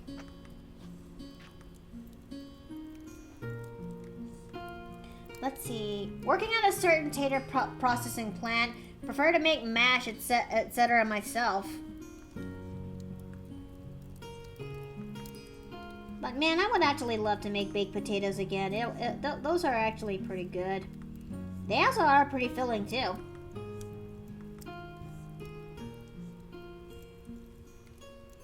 Okay, as soon as I'm done doing this level of shading, I am definitely gonna call it here because I am streaming for 3 hours and 36 now. I'll continue the rest offline. It's just that I want to go back to a certain project and actually finish where I could leave off. Because I've yet to actually render out the mermaids, if you will. And I feel a little bit bummed that I haven't made much progress on that. Okay. But so yeah, I'm still trying to figure out for what should I actually be drawing for this month, chat. Do you want me to make do you want me to make a Pride month or June Brides month or something a little bit on the both? What should I actually go for? Well, if you want my opinion, I say go for the June Brides. It's a little more interesting and it'll help you stand out. That's okay. I can actually go for that. It's just a suggestion. You don't have to go with it. I know, but I consider that as one vote. In fact, I know I'm gonna be putting this in Twitter later, but I'm gonna make it a poll here right now because why not? Let's see. Let's make a little bit of a poll, if you will. And managing poll. Come on.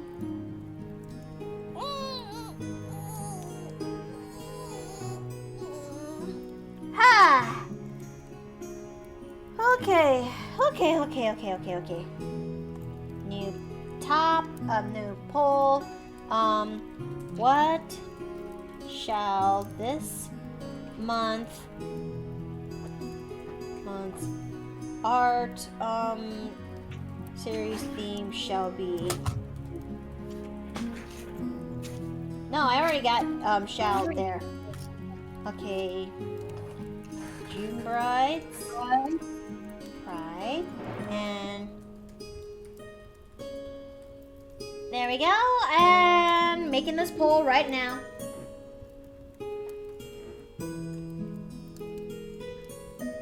I know I'm gonna be throwing this in Twitter. I'm also gonna be making the same vote on this in Twitter once I actually get the chance. Oh, Pride Brides are starting to work to get. Okay, that's 2 votes. Okay. So far, that's an equal split between June and Pride. Okay.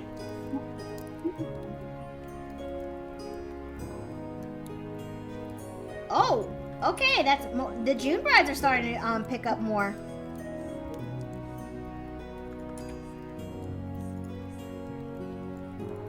Okay, voting is almost over, Chad. You almost got it's almost over there. Almost, and a few seconds left, and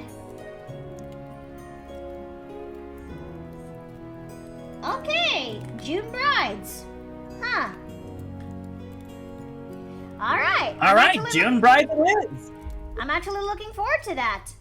I mean, I have a feeling that You can have a lot of fun with it. yeah. And maybe just for the sake of making things easier for everybody, I'm gonna be making use of my main 4 for the June Brides, if you will. And that's gonna be a fun idea on itself. Cuddles. Aww. Okay. I see Cuddles. Sarah, hi! Hello. Hold Hi, on. Sarah. You're in the jar. Hi. Let's get you out of there. Undersea. There you go. There you go. That's where I belong. So yeah, I just can't wait for doing this month's theme where we're gonna be doing June Brides for this for a change, and I'm actually looking forward to it. It'll be a hell of an interesting project to see what would Dione and Elia would actually look like in bride outfits. I mean, to be fair, the second outfit is definitely gonna be played for later down the line when it comes to Ali and Darius' story in the campaign when they're in. I only know one of their husbands, but I can say unequivocally that they're all married to Dick. Okay, are you sure you want a main 4 since they're already mermaids? Well, I mean, that may be true, but I also, I mean, well, why not? Why not? Might as well just make it. Might as well make a product line when it comes to them, you know. I mean, these are my 4 girls. Might as well make might as well just go all out. Although if I actually am lucky, I wouldn't mind actually making a bonus round bride where we're gonna take somebody else from the other 4 from the second batch of Date Me OC auction characters and see what they look like as a bride. And you are going to be voting for that. And yes, that's gonna be like 5 brides for this month's theme. 4 Yes, Massa, where I put my vote? 4 which will be your standard Dione, Aaliyah, Joe, and Nessa for the main 4. And the last bride is gonna be something you guys will have to vote for. And it has to be someone from the second Date Me OC auction that you're seeing right now. Malanthe? There's Malanthe. The second Date Me OC auction consists of Mary, Mira, Violette, and Alve. Those are the ones who are chosen for this year's Date Me OC auction, which, speaking of, it's not completely finished, Bearwald. I'm definitely going to be continuing this later down the line. I just want to go and rest after what I went through. Understandable. But yeah, that's gonna be for today's stream. I truly appreciate that you guys came in today. Let's see. Who are we gonna be rating today? Of course you want to go and vote for Alve. I mean, can't say I blame you, honey. I fully advise all of you to dispense some bits and put them into the innkeeper's top. Hey, hold on. Hey, the and- goal is to make the top fall off. Sarah, this is not fancy. Let's see. I think we can actually go for. That's a lot of money. You know, it's been a while, so how about we actually go and raid Melissa for a change? Yeah, she's. It's either it'll currently fall off monster. or Sarah. it's either it'll fall off or they'll get. Wait, hold on. Let me finish. Or let me finish. I love you. Let me finish. So it's either it'll fall off or when she gets back home, she has a few drinks, she can go jackpot and rip her top off. Sarah. I mean, honestly, that sounds like the whole thing would just be plain uncomfortable. It's hilarious. Anyway. So Okay. I've heard so- Sarah 12 times now, so I think I'm just quiet. Okay, where's the? There we go. The raid message is going in. OBS is starting to act up a little bit. Yeah. Okay, so I am gonna go and make the raid message. Oh, don't worry about it. Okay, and there. Okay, come on. Okay, there we go. It's finally going through. Okay, guys, make sure you guys copy the raid message. It's going to be in order to unlock that emote, you just need to get yourself make use of the chip and feather points, and you can actually redeem that there, and you actually can unlock the emote. But this is where I'm gonna go for now, guys. Thank you guys for coming by today and helping and watching this art grow. Tomorrow we're gonna be taking things a little bit easy by drawing some by playing some Stardew Valley after it's been a long week, if you will. But until then, Thank you. Aw, thank you. May y'all have a good night. May y'all get some rest, plenty to eat, and I'll see you guys again in the Paper Plane Inn. Okay? Yeah. Take care. All the love. Laters!